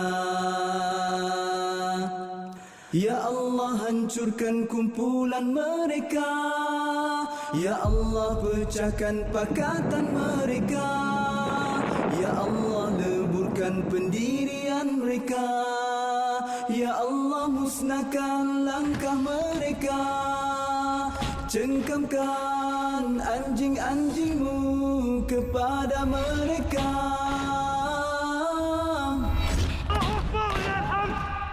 Ya Allah yang maha memaksa, Ya Allah yang maha perkasa, Ya Allah yang maha membalas, Ya Allah, Ya Allah, Ya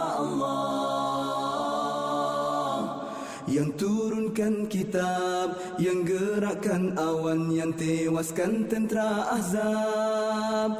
Kalahkan mereka, kalahkan mereka, kalahkan mereka, dan kemenangan untuk kami.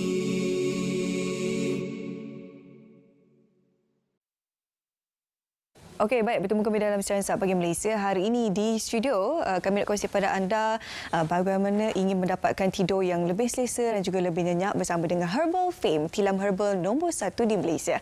Jadi kita bersama dengan Zaitul Khalid, jurucakap produk Herbal Fame. Assalamualaikum, selamat pagi Zai. Waalaikumsalam, apa khabar Syu? Sehat, Alhamdulillah. Alhamdulillah, nampak Syu hari ini sangat-sangat bersemangat. Mungkin ada tidur yang cukup semalam. Ya, Alhamdulillah cukup. Alhamdulillah cukup. Okey, kita boleh nampak tahu sebenarnya kalau seseorang itu dia ada tidur yang cukup ataupun tidak. Jadi sebenarnya salah satu faktor ataupun orang kata penyebab kenapa kita dapat tidur yang selesa adalah tilam. Dan ya, betul kata Syu tadi, ini merupakan tilam herba yang bukan sahaja nombor 1 di Malaysia. Malah tak pernah lagi di mana-mana ada tilam herba, dan ini merupakan tilam herba yang pertama di dunia. Istimewa untuk semua penonton Selamat Pagi Malaysia hari ini. Sebelum Zai bermula, Zai nak anda ambil dulu nombor telefon kami, iaitu 019-4144-288. Zai ulang sekali lagi, 019-4144-288. Apa yang istimewa tentang tilam herba? Kalau sebelum ini kita biasa tidur dengan tilam-tilam, kita dengar tilam yang biasa. Tetapi tilam herba ini sangat-sangat istimewa. Kenapa? Kita letakkan ginseng, kita letakkan daun semambu dan juga kita letakkan juga lada hitam. Kenapa semua ni Zai? Disebabkan ginseng ni adalah raja segala herba, di mana sangat-sangat istimewalah untuk menyegarkan badan kita. Tak cukup dengan tu, kita ada juga daun semambu. Daun semambu ni Syu sangat-sangat popular di Afrika ya. Kami juga ada tanam lebih kurang dalam 100 batang pokok di sekitar kilang. Jadi kami pilih daun semambu yang terbaik untuk memberikan keselesaan kepada anda. Tak cukup dengan tu, lada hitam tadi tu fungsinya adalah untuk antioksida. Dan semua orang risau, betul ke tilam herba nanti ada bau herba macam mana? Disebabkan itulah kita letakkan adanya aroma-aroma seperti lavender, jasmine dan juga bunga ros, yang ini untuk memberikan aroma supaya bila kita baring, bila kita tidur tak ada bau herba, tetapi manfaat daripada herba tu masih lagi boleh dapat seperti biasa. Okey, Zai nak tunjukkan kepada anda apa yang istimewa. Kalau kita tengok di kaca TV anda tu, tilam ini sebenarnya diperbuat daripada 2 layer ataupun orang kata 2 lapisan, di mana lapisan pertama ni yang kami letakkan herba. Lapisan inilah yang sangat-sangat orang kata sesuailah untuk nak memberikan keselesaan kepada anda. Nampak tak bila Zai tekan macam ni? Ini adalah struktur ataupun posisi badan yang betul bila kita baring. Ini dia. Tilam pertama ni orang kata untuk layer yang pertama adalah herba. Yang kedua kita berikan kepada anda, ini dia. Inilah separa empuk dan juga separa padat. Kenapa separa padat ni? Supaya bila anda tidur, anda boleh dapat keempukan dekat bahagian atas, dekat bahagian bawah ni dia takkan menenggelamkan badan anda. Biasa kan Syu, dekat rumah tu kan mak kita, kenapalah bangun pagi rasa macam sakit badan lah Syu. Dah masanya kita kena tukar kepada tilam yang kita berikan inovasi kepada anda. Tilam herba yang pertama di dunia. Kami ni syarikat dah lebih daripada 28 tahun di pasaran, dan lama dah pun kami memang pakar dalam mengeluarkan alat kelengkapan tidur dan juga untuk mereka yang mahukan sesuatu yang selesa. Kalau kat rumah, bila Syu last bertukar tilam? Bertahun lama dah dulu kantor lah. Sebab ialah orang kita ni kadang-kadang bila cerita pasal tilam, dia bertahun selagi tak rosak tilam tu, selagi itulah tak tukar kan. Itu salah sebenarnya Syu. Ramai orang yang berfikir macam tu. Tetapi sebenarnya tilam ni pun ada juga tarikh luput. Okey, kalau katalah anda yang mana dah 10 tahun tilamnya, yang basuh pun masih lagi ada lagi bau-bau dia, inilah masanya untuk anda bertukar kepada tilam herba yang walaupun 2 jam kita tidur, lena deep sleep, bangun-bangun badan akan terasa segar. Macam mana dengan harga dia pula? Okey, untuk pengetahuan anda, kalau harga di kilang, harganya adalah RM1,800. kepada anda penonton setia. Hari ini Zai nak bagi dengan harga yang istimewa. Tukarkan tilam lama anda kepada tilam baru. Kita berikan potongan RM500. Maksudnya daripada RM1,800 tadi tu kita berikan RM1,300 dan juga percuma satu air fryer. Yang ini lagi sebulan je lagi kita nak masuk Ramadan. Air fryer ni memang wajib untuk ada, untuk setiap satu rumah kena ada satu. Dah wajib ini bukan kehendak tapi ini keperluan. Kami berikan kepada anda dengan harga serendah RM1,300.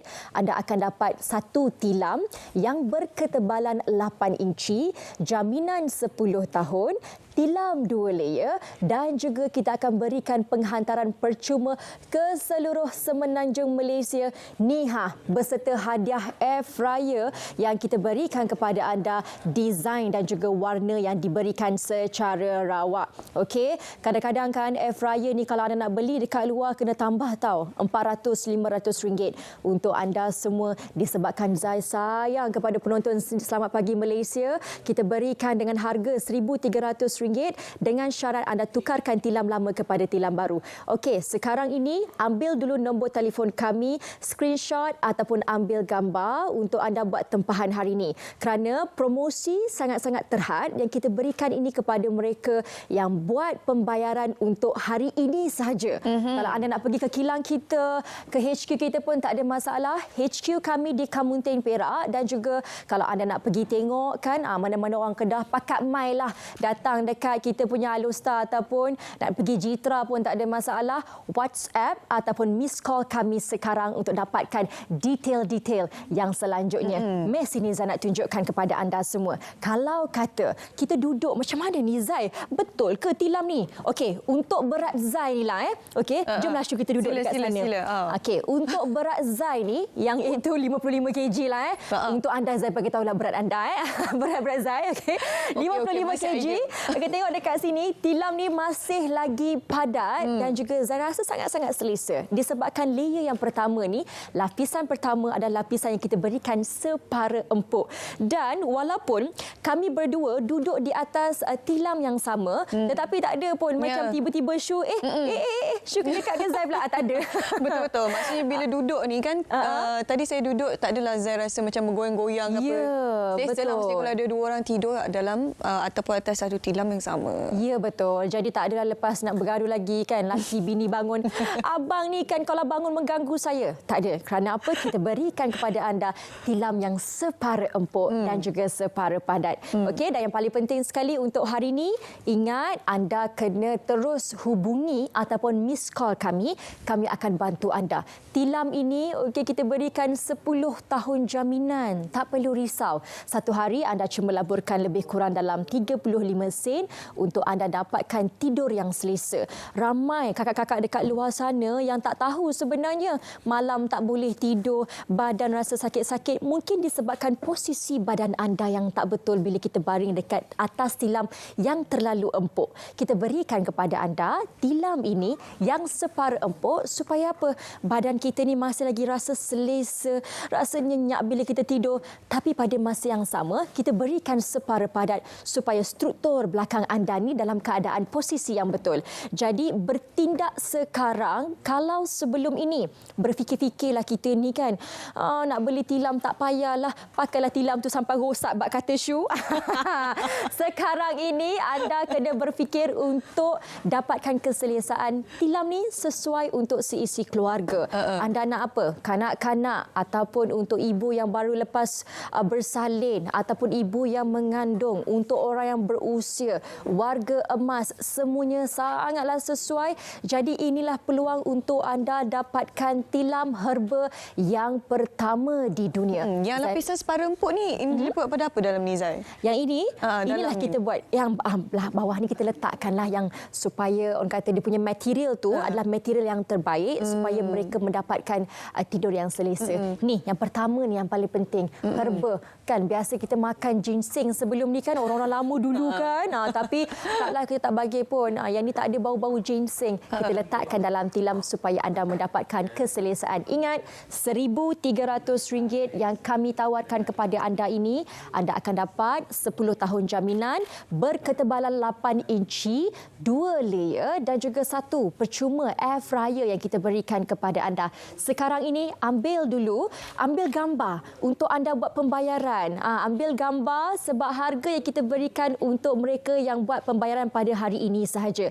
Zai tak kisah kalau anda nak pergi kita punya HQ ke, nak pergi dekat kita punya unit pameran ke pun boleh juga, tetapi anda kena bayar dengan harga RM1,800 ataupun tak dapat percuma air fryer kita ni. Jadi sekarang ini kami tawarkan kepada anda, ambil nombor telefon, kita berikan, ada macam-macam. Anda nak tilam yang jenis macam mana? Anda nak orang kata lepas tilam, nak katil pun ada juga. Kita ada juga bantal herba dan kesemuanya kita berikan kepada anda dengan harga istimewa. Dengan satu company iaitu D-Fame, okey, kami berikan kepada anda.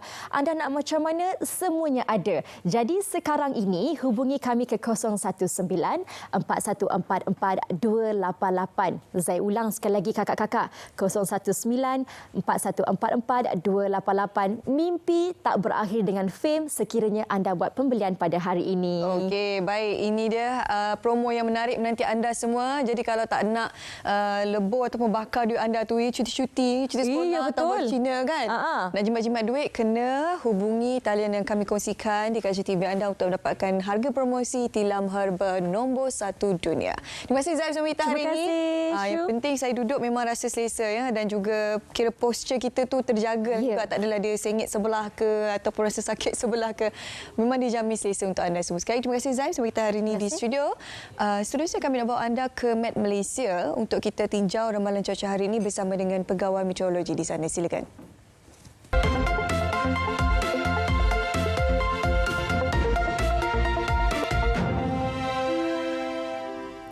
Assalamualaikum dan salam Malaysia Madani. Rantau negara masih lagi menerima pengaruh angin timuran dan intensiti kelajuan angin ini dijangka akan meningkat bermula 10 Februari nanti. Dan keadaan ini boleh memberikan potensi keadaan cuaca sedikit berangin, terutamanya melibatkan negeri-negeri di sekitar bahagian pantai timur Semenanjung. Selain itu, melihat keadaan cuaca semasa pula, kita beralih ke paparan imej kemeradara yang terkini, mana diperhatikan alhamdulillah keadaan cuaca adalah cerah di hampir kesemua negeri-negeri di Semenanjung Malaysia pada pagi ini, dengan keadaan hujan hanya dicerap sedang berlaku melibatkan kawasan pantai negeri Kedah dan juga Selangor yang dijangkakan akan beransur reda dalam tempoh sedikit masa sahaja lagi. Bagi negeri Sabah dan juga Sarawak pula, perhatikan keadaan cuaca juga adalah cerah di hampir kesemua bahagian melibatkan negeri Sarawak, manakala untuk negeri Sabah pula keadaan cuaca hujan yang sedang berlaku melibatkan bahagian pedalaman dan juga sandakan negeri Sabah ini dijangka akan beransur reda dalam tempoh 1 ke 2 jam sahaja lagi. Untuk tinjauan cuaca pada petang nanti pula, Jabatan Meteorologi menjangkakan insya-Allah keadaan cuaca dijangka cerah di hampir kesemua negeri di Semenanjung Malaysia pada petang nanti, dengan potensi hujan hanyalah di sekitar bahagian pedalaman negeri Selangor dan sedikit di negeri Johor. Bagi negeri Sabah dan juga Sarawak pula, Jabatan Meteorologi Malaysia masih lagi menjangkakan keadaan cuaca lembap berpotensi untuk berlaku melibatkan bahagian utara dan juga pedalaman negeri Sarawak serta sedikit di sekitar bahagian pedalaman negeri Sabah pada petang nanti.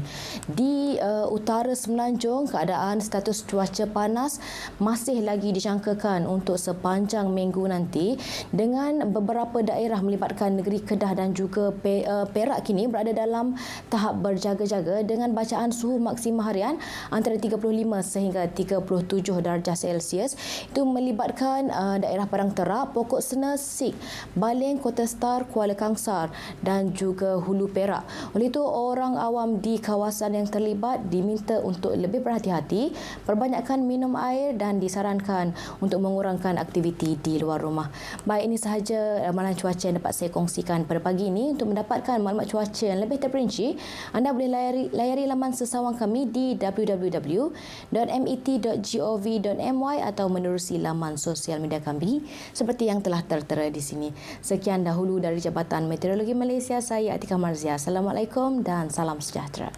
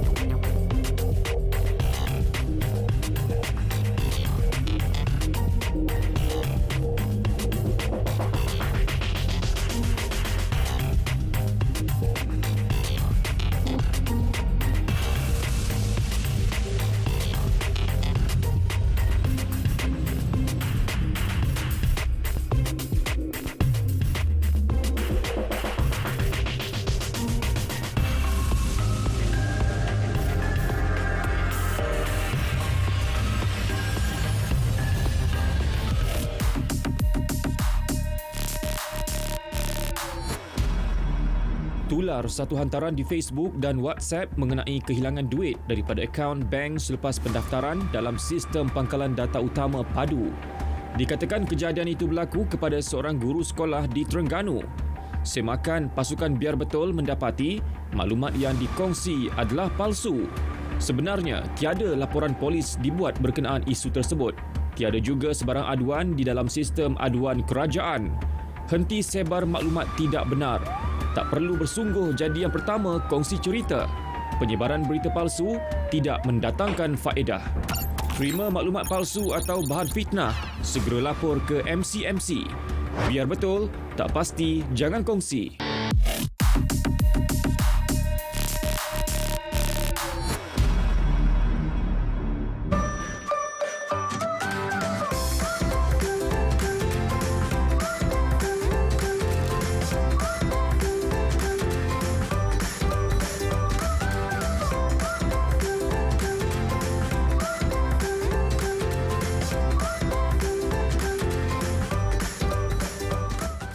Okey, itu tawaran istimewa pada hari ini. Kami nak perkenalkan kepada anda susu kurma ajwa, dan kita ada juga kurma ajwa Aliyah di hadapan saya pada ini. Sepasti kita nak menjelang bulan Ramadan ni kan. Sepastinya buah kurma adalah salah satu daripada keperluan yang wajib ada di setiap rumah. Jadi hari ini kita nak bersama dengan Ustaz Mursyid bin Abu Hassan yang merupakan pengarah urusan Al-Hijaz Universal Sdn Bhd. Assalamualaikum Ustaz. Waalaikumsalam. Okey Ustaz, apa yang ingin kita kongsikan kepada penonton pada hari ini Ustaz? Baik, bismillahirrahmanirrahim. Alhamdulillah, salatu wassalamu ala Rasulillah wa ba'd.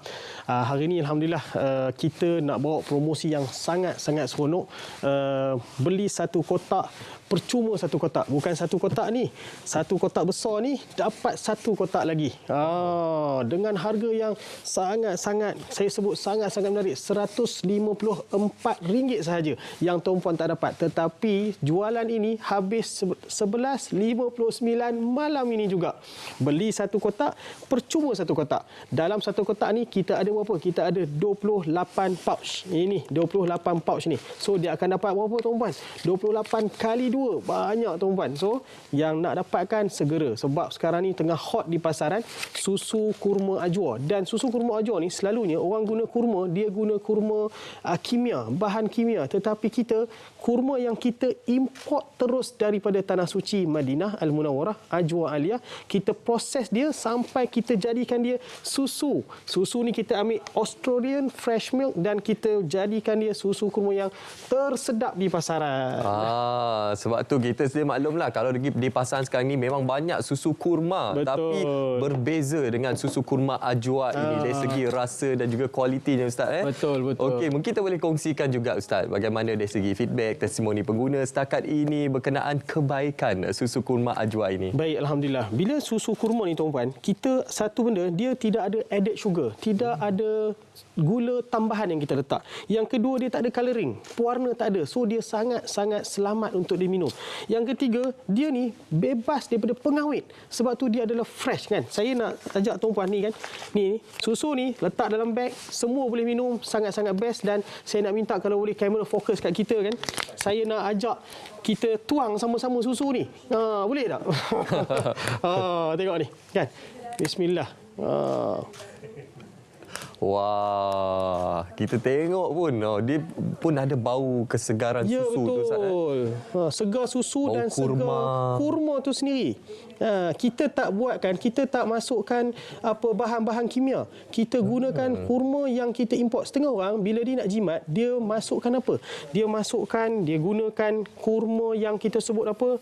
Dia punya kurma tu kurma kimia. Tapi kita guna kurma yang kita import sendiri. Sebab tu beli satu carton hari ni percuma satu carton dan tak dapat di waktu lain dah. Hari ni Friday Sales Barakah hari ni daripada tengah malam tadi kita buka dan kita tutup pada pukul 11.59.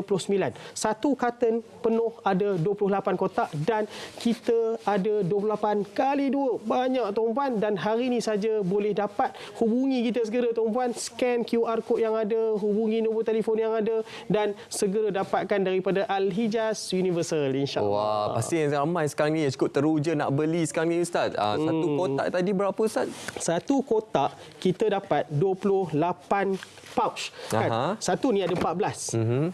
Dua dah ada 28. Kita dapat 28 kali 2. Kotak yang besar ni dia ada 2 kotak ni. Tapi bukan kita nak bagi 2 kotak ni saja. Kita nak bagi tuan-puan 2 kotak besar ini. Beli percuma, 1 kotak percuma lagi tuan-puan. Pada harga promosi hari ini berapa Ustaz? RM154 sahaja. Wow, RM154 sahaja. Promosi hari Jumaat penuh barakah kepada anda semua. 1 kotak besar penonton. Dapat 1 lagi. Scan QR code yang ada. Tuan-puan tangkap gambar, scan QR code, dia akan terus pergi ke borang pembelian. Tuan-puan terus buat order di situ. Kita terus hantar insya-Allah taala. Seperti yang Ustaz nyatakan tadi, zero sugar Ustaz. Tiada gula tambahan, tiada pewarna, tiada bahan-bahan pengawet. Itu keistimewaan sekiranya anda memilih susu kurma Ajwa ini. Orang tanya juga, ada halal tak? Ada halal, ada GMP, ada mesti. So tuan-puan jangan risau kat situ, kita dah settle. Kita ni sebenarnya kita fokus pada kurma. Hari ni pun sebenarnya kita ada promosi kurma. Kalau beli 1 kilo RM90, tetapi beli 5 kilo hari ni kurma yang tuan-puan tengok di atas meja kita ni, beli 5 kilo, 1 kilo jatuh RM60, kita jimat RM150. 1 kilo jatuh RM60 sahaja. Dan ada lagi promosi beli kotak kecil, beli 3 percuma 1. Dulu masa kita jual kurma sahaja, apa kita buat? Kita suruh balik rumah, bubur susu fresh, beli susu fresh, blend dengan kurma, lepas tu minum esok pagi ataupun rendam air nabis.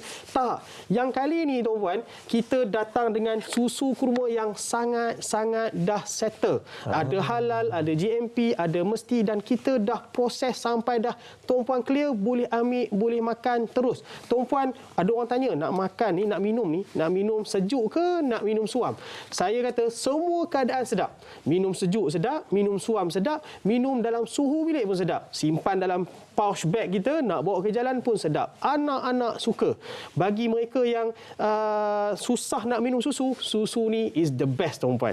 Wow, lagi-lagi dekat bulan puasa nanti Ustaz, sesuai jadikan untuk minuman waktu sahur Ustaz. Betul. Nak berbuka puasa pun boleh. Kita tambah ais batu Ustaz, memang menyelerakan. Kita ada ni, kalau kata untuk sahur nak puasa, kita ada Ajwa Date Oat Milk. Ajwa Date Oat Milk ni memang ada. Tuan-puan pergi ke scan QR code, tangkap gambar yang sedang ada di skrin tuan-puan tu, tuan-puan terus boleh pergi lampak macam-macam barang. Tapi pada hari ni fokus kita adalah susu kurma. Beli 1 carton yang besar ini ada 28, dapat 1 carton lagi yang besar 28 juga. So tuan-puan scan QR code, tersebut sampai 11.59 malam ini, tuan-puan tak rugi sebab ini adalah waktu yang sangat-sangat best. Friday Sales Barakah bersama dengan RTM hari ini, alhamdulillah. Cara nak buat pembelian mudah saja Ustaz. Cuma perlu scan ataupun hubungi nombor tertera Ustaz. Betul. Ataupun boleh layari terus di laman media sosial ataupun nak datang ke kedai terus boleh ke Ustaz? Nak datang ke kedai kita di Shah Alam, di Uluwat Business Mart. Bagi mereka yang nak berniaga pun boleh dengan kita. Tuan-puan nak jadi ejen, tuan-puan nak beli memborong. Ada yang borong yang kita 5 kilo sehingga 10 tan kurma ajwa pun ada, alhamdulillah. Kan, jadi stok kita sangat banyak. Bukan sekadar kurma, kita ada susu kurma. Bukan sekadar susu kurma, kita ada ajwa dit oat milk. Tetapi promosi yang saya sebut di luar, orang kata nak gila-gila itu tak seronok lah kat TV. Tapi luar biasa.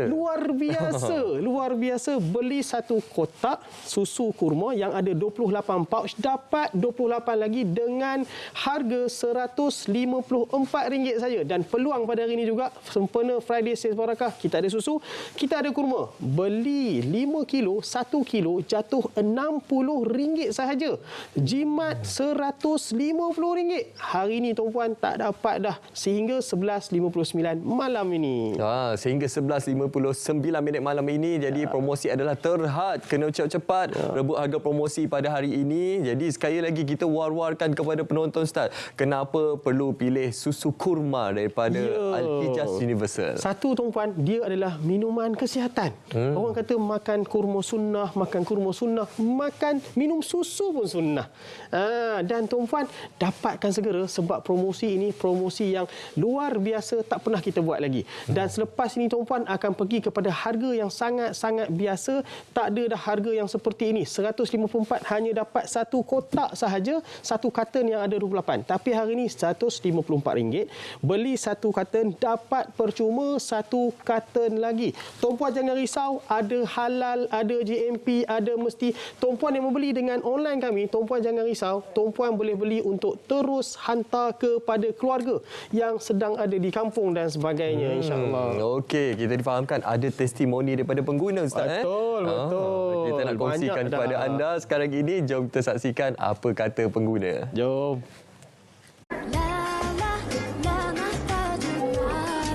Sedapnya. Okey.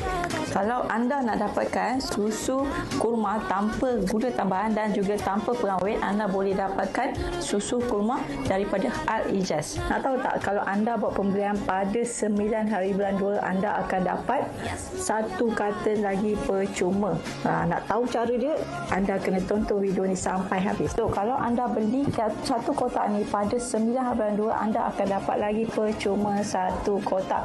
So, kalau anda nak, anda kena tunggu pada 9 hari bulan 2 nanti.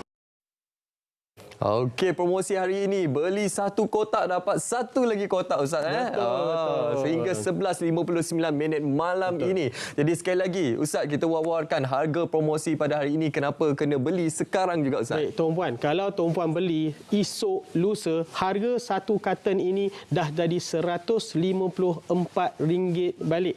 Tetapi bersempena dengan Friday Sales Barakah pada hari ini, beli satu karton yang ada 2 kotak di dalamnya, free lagi satu karton yang ada 2 kotak dalamnya. Maksudnya 28 dah kali 2. Scan QR code yang ada. Dan kita bukan sekadar ada susu, kita ada kurma ajwa yang jimat hari ini beli jimat RM150 dan beli 3 kotak percuma 1 kotak pun ada. Yang penting tuan-puan, scan QR code yang ada, tangkap gambar banyak-banyak, lepas ni hubungi kita, dapatkan segera daripada Al-Hijaz Universal. Okey, terima kasih kita ucapkan kepada Ustaz Mursyid bin Abdul Hassan, merupakan pengarah urusan Al-Hijaz Universal Sunan Berhad. Jadi kepada penonton, ingat kalau nak minum susu kurma, pastikan anda membeli daripada Al-Hijaz Universal. Terima kasih Ustaz sekali lagi. Dan pastinya sekarang ini penonton, kita akan berehat seketika. Kami akan kembali selepas ini. Tapi terlebih dahulu, kita nak ke cerita pagi Terengganu untuk kita menyaksikan berkenaan dengan program Mekar Turun Padang, bantu penduduk yang terkesan banjir mendapatkan kad pengenalan diri yang hilang. Terus saja bersama dengan Nur Ashran Muhammad Nur. Baik, terima kasih. Hari ini saya bersama dengan Jabatan Pendaftaran Negara JPN Negeri Terengganu untuk berkongsi cerita tentang program Menyemai Kasih Rakyat Mekar yang turun padang di kawasan-kawasan yang terkesan banjir baru-baru ini. Saya kira di daerah Dungun antara yang paling terkesan iaitu antaranya di Kampung Syukur dan juga Kampung Pasir Raja. Untuk itu saya ketika ini saya bersama dengan Pengarah Jabatan Pendaftaran Negara Negeri Terengganu iaitu Encik Muhammad Nasir Abdul Karim. Apa khabar Encik Nasir? Terima kasih Puan. Okey, Encik Nasir, mungkin Encik Nasir boleh ceritakan tentang bagaimana pihak jabatan mengurus atau membantu penduduk yang terkesan bencana ni. Baik, terima kasih kepada pihak RTM, Jabatan Pendaftaran Negara, terutamanya di Negeri Terengganu ini. Kita adalah sebahagian daripada peranan kami lah di JPN untuk memastikan setiap individu di negara kita ini, terutamanya warga negara Malaysia, memiliki dokumen pengenalan diri. Dan kita sedia maklum, baru-baru ini telah berlaku kejadian bencana banjir yang agak besar di Hulu Dungun, dan kita memang pasti akan berlaku kehilangan dokumen-dokumen terutamanya yang melibatkan JPN. Ini adalah dokumen pengenalan diri lah, kad pengenalan, sijil kelahiran dan lain-lain dokumen lah yang berkaitan. Dan tanggungjawab kita di bawah inisiatif program Mekar ni ataupun Menyemai Kasih Rakyat adalah kita turun ke lapangan, dan kita terutamanya di kawasan-kawasan yang terlibat dengan bencana banjir ni, dan kami akan menyediakan kemudahan kaunter bergerak kita, yang mana kita menyediakan kemudahan terbaru kita Puan, iaitu kemudahan van kita, yang mana kelengkapan baru ini memudahkan rakyat kita terutamanya yang berada di kawasan lapangan, contohnya yang berlaku banjir pada baru-baru ini, mereka boleh terus berurusan di kaunter kita yang kita sediakan melalui van Mekar ni. Jadi penduduk di setempat yang di kawasan-kawasan berkenaan tidak perlulah untuk hadir di kaunter-kaunter JPN, di pejabat JPN Negeri Terengganu ni yang berada di lapangan, yang mana kemudahan-kemudahan yang kita sediakan pada masa sekarang ni adalah untuk gantian kad pengenalan dan juga untuk cabutan semula sijil kelahiran, dan juga jika ada pendaftaran kelahiran bagi bayi-bayi yang baru dilahirkan. Okey, setakat ni berapa jumlah yang dikenal pasti yang terkesan ni?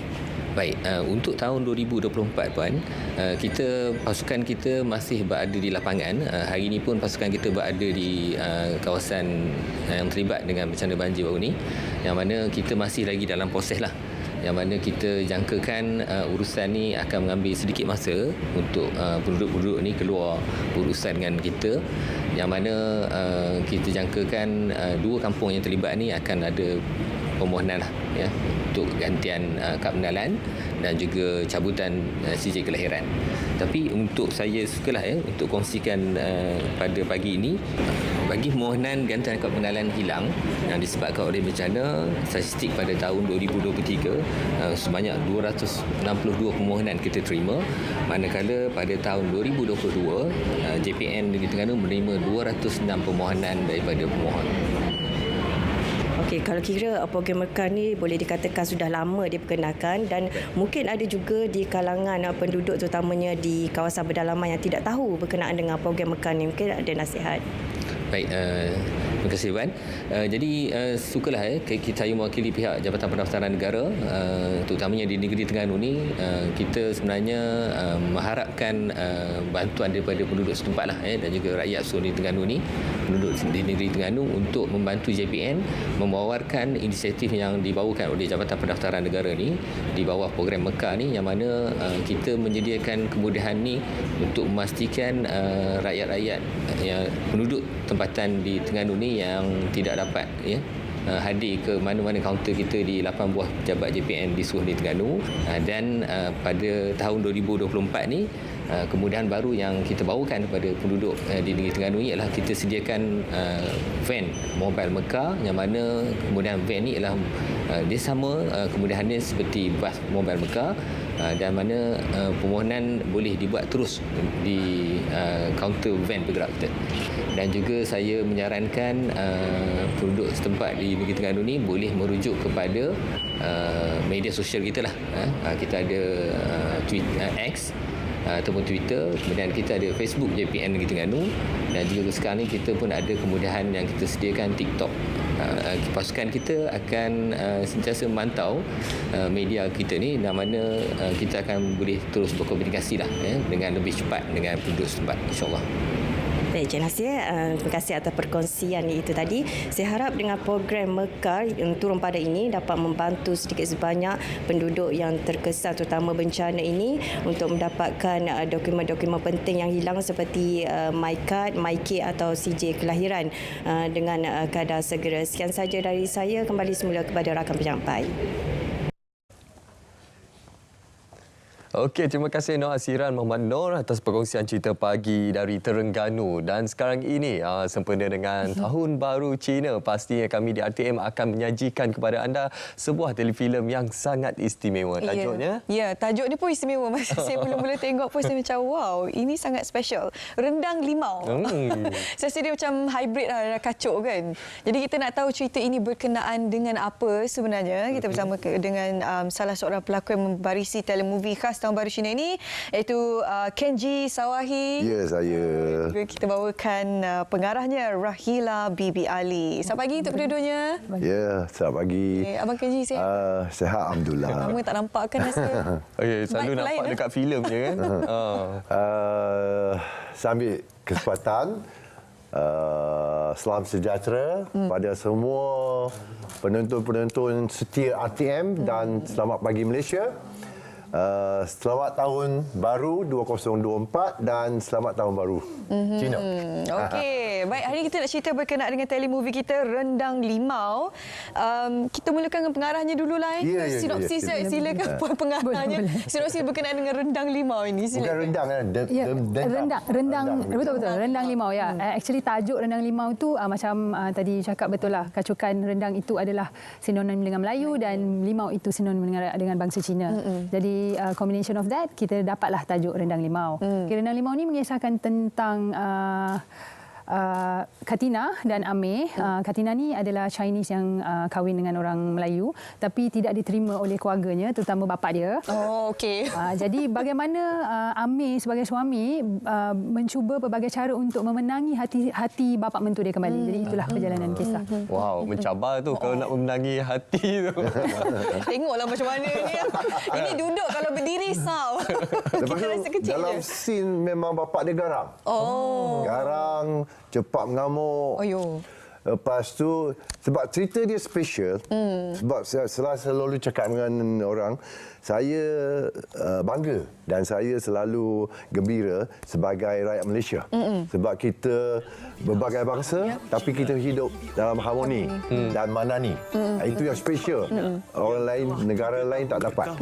Itu yang special kita. Cerita tu sama. Kita boleh kahwin campur, boleh bergaul, tapi kenalah hormat antara satu sama lain. Okey, ini antara sedikit liputan kami bawakan untuk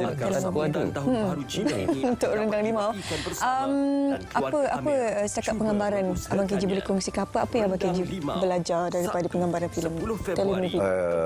Telemovie ni saya first time dengan puan director ni, tapi saya suka sentuhan dia. Sentuhan yang pergi macam perasaan yang dia sentuhan dia special sikit. Dia boleh detailkan benda-benda yang kecil. Benda-benda yang kecil. Lepas tu dia memang satu seseorang puan director yang boleh berbawa bincang. Apa-apa idea kita bawa bincang, dia kata fikir, oh good, okay. Dia akan campurkan idea dia dengan kita sekali. Combinekan, jadikan kita sama macam bila kita syuting, kita macam satu keluarga. Kan? So kita bawa bincang, kita nak buat apa yang terbaik untuk projek yang kita handle. Kan? Okey, dekat mana lokasi penggambaran tu? Sebab kita tengok rumah tadi cantik. Itu menarik tu. Lokasi penggambaran tu tak jauh, di Keramat saja. Jauh sangat. Keramat, dan kita ada shoot kat Selayang dan satu lagi kat Gombak. Okey. KL sekitar KL. Okey, dapatlah macam mood-mood rumah-rumah tradisional. Sebab kita tengok tadi macam ada persediaan nak sambut Tahun Baru Cina. Ya, betul. Memang cerita tu kita buat dalam cerita tu memang mengisahkan bagaimana seorang Melayu nak prepare sambut Chinese New Year. Maksudnya ada banyaklah sebenarnya kan elemen perpaduan yang kita boleh sama-sama saksikan dalam telemovie ni kan. Dan ini satu telemovie yang meriahkan raya suasana sebab dia like komedi. Dia ada komedi dia, ada kesedihan dia, ada kemarahan dia. Itu yang memang sesuai untuk suasana hari raya. Dialog semua macam mana dalam campur ke apa dialog dalam cerita? Ada campur. Walaupun kita guna bahasa Melayu sebagai bahasa utama dalam drama ni, tapi ada between Kenji dan juga Angeline ada. Isteri saya dengan bila anak perempuan saya balik, adalah campur sikit Mandarin sebab keluarga kan macam masyarakat kita Malaysia ni. So bila jumpa dengan penantu saya memanglah sampai nak sepak-sepak. Macam dia geram dia lain macam. Tapi it's the comedy way lah, bukanlah so seronok untuk saya rasa sesuai sangat untuk suasana hari raya tu. Wow, menarik. Okey, kita nak maklumkan juga kepada penonton, selain Kenji, siapa lagi antara watak-watak utama yang berisi rendang ni? Okey, selain Kenji, kita ada Angeline Tan, kita ada Ja Suzuran, Joyce Han dan Sheila Mambo. Okey. Kiranya setting itu yang zaman sekarang lah kan? Bukan? Ya, kita punya latar masa adalah sekarang. Bagaimana Abang Kenji bekerjasama dengan rakan-rakan seperti Angeline, ada Ja Suzuran, ada Joyce semua tu. Bagaimana perasaan Abang Kenji selepas habis penggambaran tu? Sebenarnya Joyce saya banyak kali kerja dengan dia. Angeline Tan lagi lah, dia selalu jadi isteri saya. Lepas tu yang penantu saya tu saya first time dengan dia. Dia memang kelakar. Dia memang kelakar dan dia pandai elip joke yang dia dapat tu masa buka tu kan.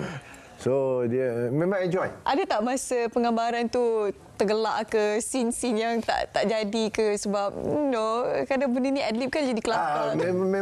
Memang ada. Lagi-lagi kalau dia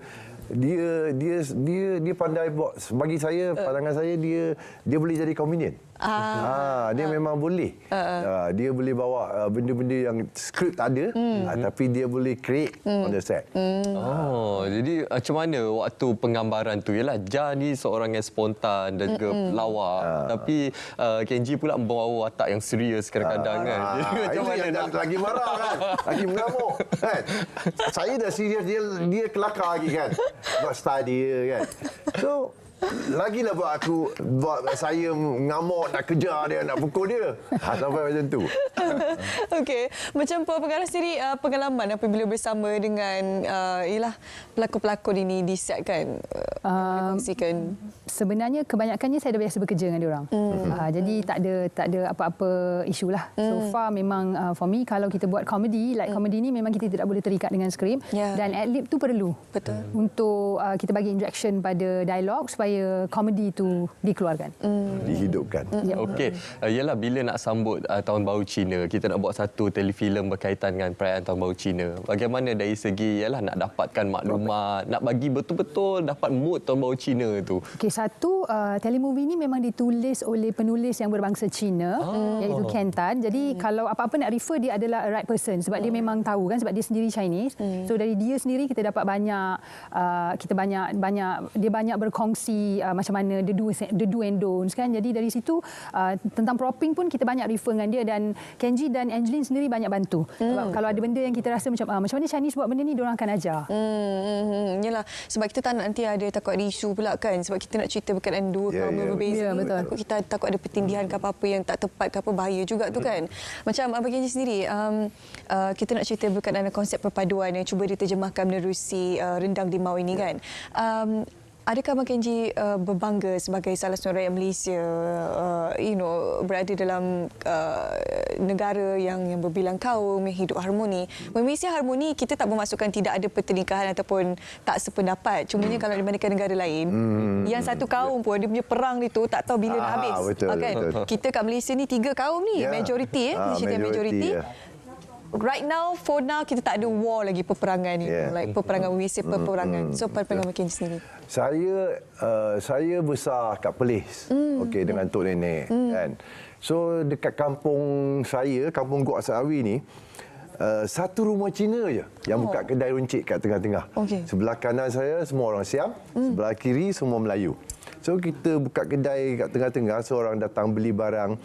Bagi saya dari kecil saya diajar kena hormat antara satu sama lain. Sebab ada adat lain kan. Kita tahu pantang larang dia, kita jangan pergi sentuh.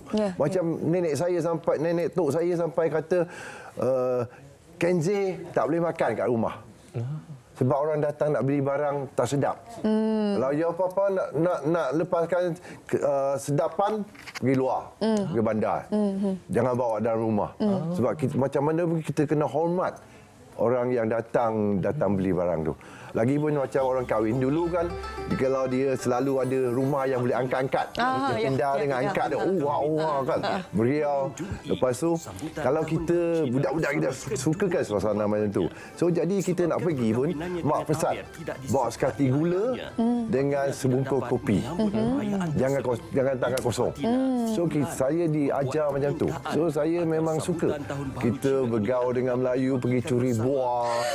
Pakcik kan, lari tangkap ikan. Memang saya besar suasana macam tu. So saya tahu dari kecil kita kena hormat antara satu sama lain. Ada adat kita lain-lain. Itu kalau kita hormat antara satu sama lain, kita tak tersentuh pantang larang dia, tak akan jadi kacau bina. Betul. Okey, itu yang uniknya, menariknya kita menjadi seorang anak Malaysia ni. Okey, Puan Bibi, kita dalam ruangan yang masa yang ada ni, kita nak war-warkan kepada seluruh rakyat Malaysia. Kenapa wajib tonton Rendang Limau ni? Kenapa wajib tonton Rendang Limau ni? Sebab dalam Rendang Limau ni kita mewujudkan satu suasana perpaduan yang sangat harmoni. This one. Satu perpaduan yang sangat harmoni, dan drama ni adalah drama light comedy yang boleh menceriakan petang anda besok 10 hari bulan 4 petang di TV OK. Hari pertama Raya Cina. 4 petang. Jangan lupa tonton OK TV. Di TV OK.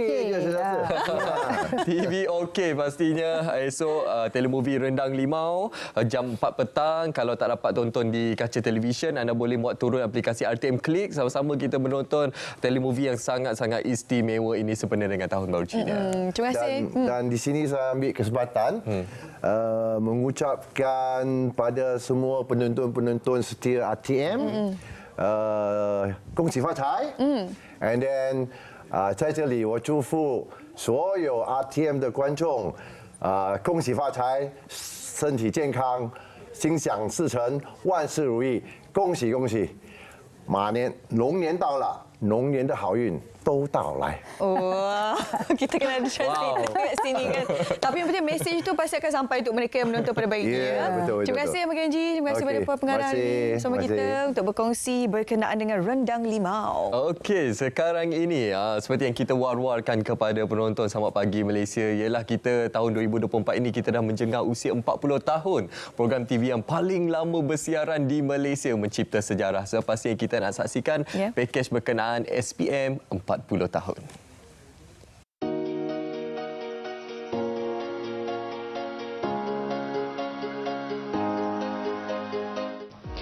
Saudara, saya kini berada di studio N1 yang terletak di Wisma Berita Kota Media Angkasa Puri, dan di sinilah sedang berlangsungnya siaran langsung program TV yang paling lama dalam industri penyiaran negara, iaitu program Selamat Pagi Malaysia. Program Selamat Pagi Malaysia SPM 40 lokasi dimulakan dengan bersiaran dari studio N1 Wisma Berita RTM di Museum Bersejarah dan Etnografi Melaka dan Silver Lake Batu Gajah, Perak secara serentak. Idea untuk SPM 40 lokasi ini sebenarnya adalah idea Timbalan Pengarah Best, iaitu Encik Syahri Syaripain. Dia bersempena dengan 40 tahun SPM. Sebab SPM ni memang dah lama. Jadi memang kita untuk tahun ini kita akan turun padang dan kita akan pergi ke 40 lokasi, dan kita akan sentiasa memberikan hebahan dan juga keceriaan di mana-mana lokasi yang kita akan pergi, insya-Allah. Jadi penyusunan dari segi tempat lokasi-lokasi yang dipergi itu pun kita ambil kira juga supaya kita nampak dari satu lokasi ke satu lokasi itu ada perbezaannya, ada sesuatu keunikan, keistimewaan lokasi itu yang perlu ditunjukkan kepada penonton di rumah. Pelaksanaan program jelajah SPM 40 lokasi juga adalah sebagai tanda penghargaan kepada penonton setia RTM. Kalau kita cerita pasal Seksyen Ewas Masa, kita sentiasa memberi liputan semasa. Banjir, keadaan terkini, apa-apa mengenai lalu lintas, apa yang berlaku di Malaysia ni. Cumanya apa yang kita boleh janjikan untuk SPM 40 tahun, 40 lokasi, kita akan kosmetikkan program tu. Kita nak cantikkan dari segi bagaimana kita hamparkan kepada penonton dengan cara kita yang lain dari yang lain. Program kali ini memaparkan setiap keunikan lokasi yang dikunjungi dengan pendedahan ilmu pengetahuan mendalam meliputi kesenian, warisan, tradisi, khazanah serta kearifan tempatan. Penonton SPM ataupun Selamat Pagi Malaysia ni boleh melihat kita ataupun penonton kita dengan lebih dekatlah apabila kita pergi ke lokasi-lokasi sekian-sekian yang kita akan maklumkanlah ke mana lokasi-lokasi kita. Kita boleh memberi lebih input dan manfaat kepada semua penonton Selamat Pagi Malaysia dengan pelbagai pembaharuan yang kami bawakan pada tahun ini. Bertahan lama dan bersiaran secara konsisten sejak 1984. Kali ini, program SPM 40 lokasi memainkan peranan ampuh mengangkat semangat perpaduan rakyat Malaysia. Suhil Muhammad Nur, RTM.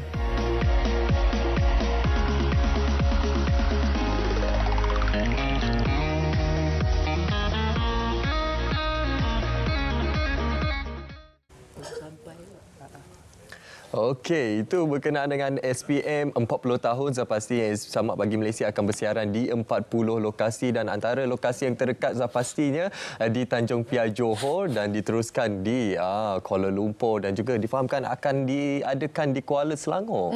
Okey, jadi sama-sama nantikan kunjungan tim Selamat Pagi Malaysia yang barangkali mungkin akan sampai ke lokasi anda bersempena dengan 40 tahun siaran Selamat Pagi Malaysia. Dan juga hari ini di studio sebenarnya kita nak berkongsi pada anda berkenaan satu lagi topik yang pastinya akan menyentuh jiwa nurani anda. Bagaimana sebenarnya semangat dua orang individu, mereka merupakan adik-beradik yang baru-baru ini viral. Kita nak tunjukkan sikit, ada clippingnya, satu video yang kita boleh paparkan kepada anda di saat mereka disapa oleh individu yang pastinya cukup dikenali juga dalam arena bola sepak baru-baru ini. Untuk pengetahuan anda semua, dua orang adik-beradik ini merupakan penyokong Harimau Melaya di mana mereka berdua berada di Qatar dan juga telah tular kisah mereka yang pergi ke Qatar untuk menyaksikan Harimau Melaya beraksi. Walaupun kempen Piala Asia sudah pun tamat, tapi cerita ini pastinya akan berterusan memberikan inspirasi kepada kita semua. Inilah wajah-wajah yang kita nak perkenalkan kepada anda, iaitu Raf Iskandar dan juga bersama dengan adiknya iaitu Muhammad Rizwan ataupun lebih mesra dengan panggilan Wan. Apa khabar? Assalamualaikum. Waalaikumsalam warahmatullahi wabarakatuh. Okey, kita nak tahu cerita sebenarnya ni kan. Cerita sebenar daripada Tuan Badar je. Ni mana datang ilhamnya nak terbang ke Qatar ni? Semuanya start pada sekitar Jun 2022 waktu kita menang lawan Bangladesh kualifikasi di Bukit Jalil. Waktu tu kami pergi semua game di Bukit Jalil dan saya tanya Iwan, qualification kita pergi takkan, final kita tak nak pergi. Lepas tu tanya nak pergi tak? Dia pun macam jom. Macam adik-beradiknya sembang lah, macam jom jalan. Tapi pernah terbayang tak akan tular, macam kilah, macam kita adik-beradik kan, macam Munawar jom pergi kan, tiba-tiba tular. Dia datang secara tak sengaja sebenarnya. Waktu hari perlawanan 15 hari bulan tu, sebelum perlawanan lawan Jordan tu, kami kat luar stadium dan tengah tengok adik-adik berzapin sebenarnya. Adik-adik diorang ada menari kebudayaan kat luar. Tu macam ada orang media fotografer, lalu saya minta lah tolong ambilkan gambar kami berdua. Dan waktu nak ambil gambar tu, dia perasan saya menghadap kamera tapi Iwan menghadap tempat lain dan saya betulkan posisi dia.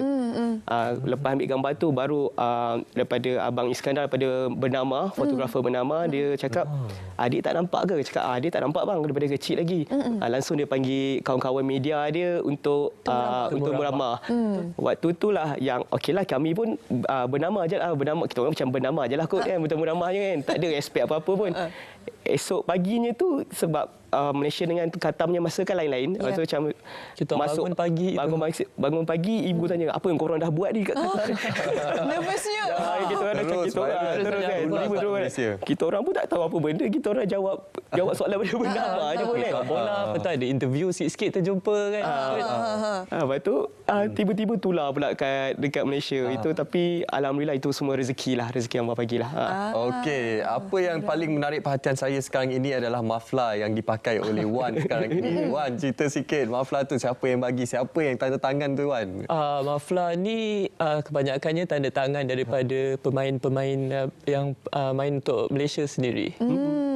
Masa jumpa tu lah. Waktu jumpa tu ada juga kami minta tanda tangan player macam Syahrul Saad, daripada Faisal Halim, Arif Aiman. Kami minta tanda tangan coach Kim Panggon sekali. Dapat jumpa Kim Panggon.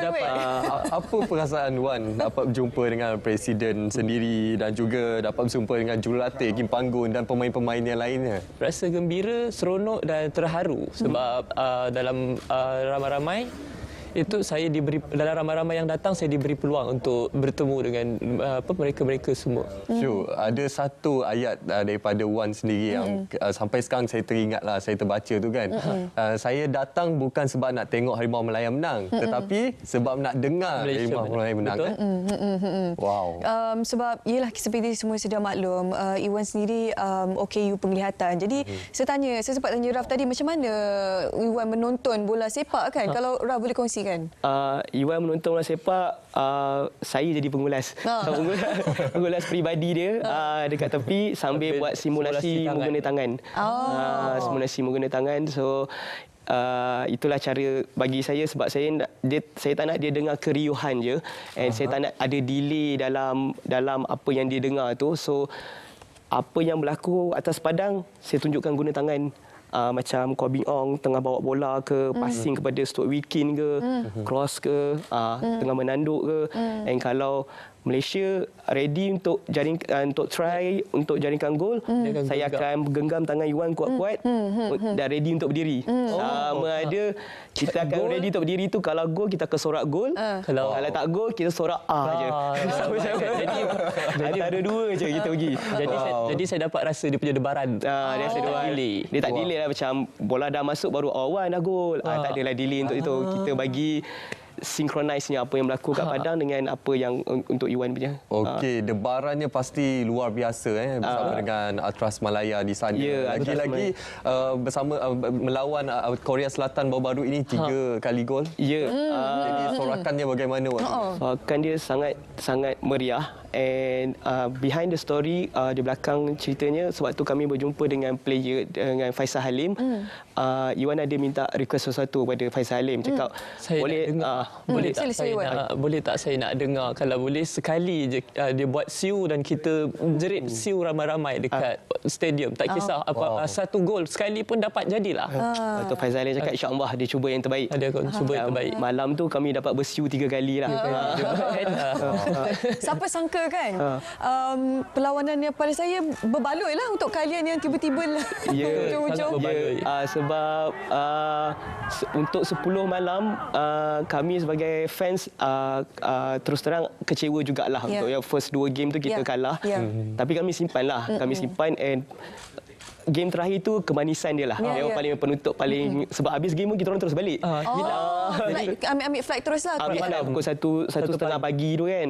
Flight kami terus balik, dan balik dengan muka banyak senyum lah. Gila tak senyum, seringan South Korea. Betul. Kita kat Malaysia ni pun senyum, lagilah mereka yang berada betul-betul dekat sana. Betul. Hilang penat 10 hari tu.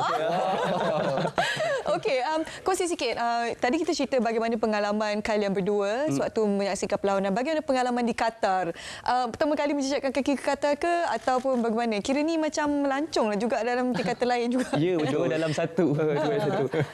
11 hari di sana, 3 hari tengok bola je, selebihnya melancong. Pergi mana je dekat Qatar tu? Iwan kongsilah, Iwan cerita. Semua pergi mana? Antaranya kita orang pergi di Stadium Piala Dunia, Stadium 974. Kemudian ada berapa dia punya tempat-tempat dia macam Asok Waqif mestilah sebab situ tempat orang-orang berhimpun kan, tempat fans-fans daripada semua negara. Kemudian ada ke tempat-tempat lain macam pergi Lusail Boulevard, Culture Village. So ada beberapa tempat lah kami pergi dan ada juga tengok juga perlawanan negara-negara lain. Perlawanan negara lain kita ada pergi tengok lah. Antaranya Thailand lawan Kyrgyzstan, Indonesia Jepun. Itu antara game-game pasukan lain lah, pasukan ASEAN lah kita support lah. Faham? Okey, Iwan, sebagai penutup ni, apa harapan Iwan untuk Harimau Malaya? Mungkin selepas ini akan terus mengikuti nak pergi ke perlawanan yang seterusnya? Ya, mesti saya akan mengikuti selagi insya-Allah kalau ada kesempatan dan ada rezeki, dan harapan saya agar untuk tahun 2024 Harimau Malaya akan lebih sukses. Baik, kita doakan yang terbaik. Terima kasih kepada Iwan dan juga Raf bersama kita hari ini. Sama-sama. Boleh menjadi sumber inspirasi yang baik sebenarnya untuk penonton Sabtu Pagi Malaysia. Bukan dalam arena bola sepak je. Mana-mana sekalipun, maksudnya kalau kita menyokong mana-mana pasukan yang bertanding pun kita perlu memberikan sepenuh hati kita. Tak nak orang kata sokong waktu naik je, waktu jatuh tak nak kan. Pergi ke tempat lain. Ada saya terbaca yang menyatakan Iwan dengan Raf ni bukan setakat ekor Harimau Malaya tetapi kuku Harimau Malaya. Kita dah sampai ke penghujung siaran untuk hari ini. Kami harapkan segala perkongsian ini memberikan manfaat yang cukup barakah kepada anda semua sempena dengan hari Jumaat. Okey, terus ikuti siaran TV1 dan juga siaran berita RTM. Kami Labuh Ketirai Selamat Pagi Malaysia. Saya Syuhada Arifin. Dan saya Munawar Azmi mengucapkan terima kasih. Sehingga kita berjumpa lagi. Assalamualaikum dan salam Malaysia Madani.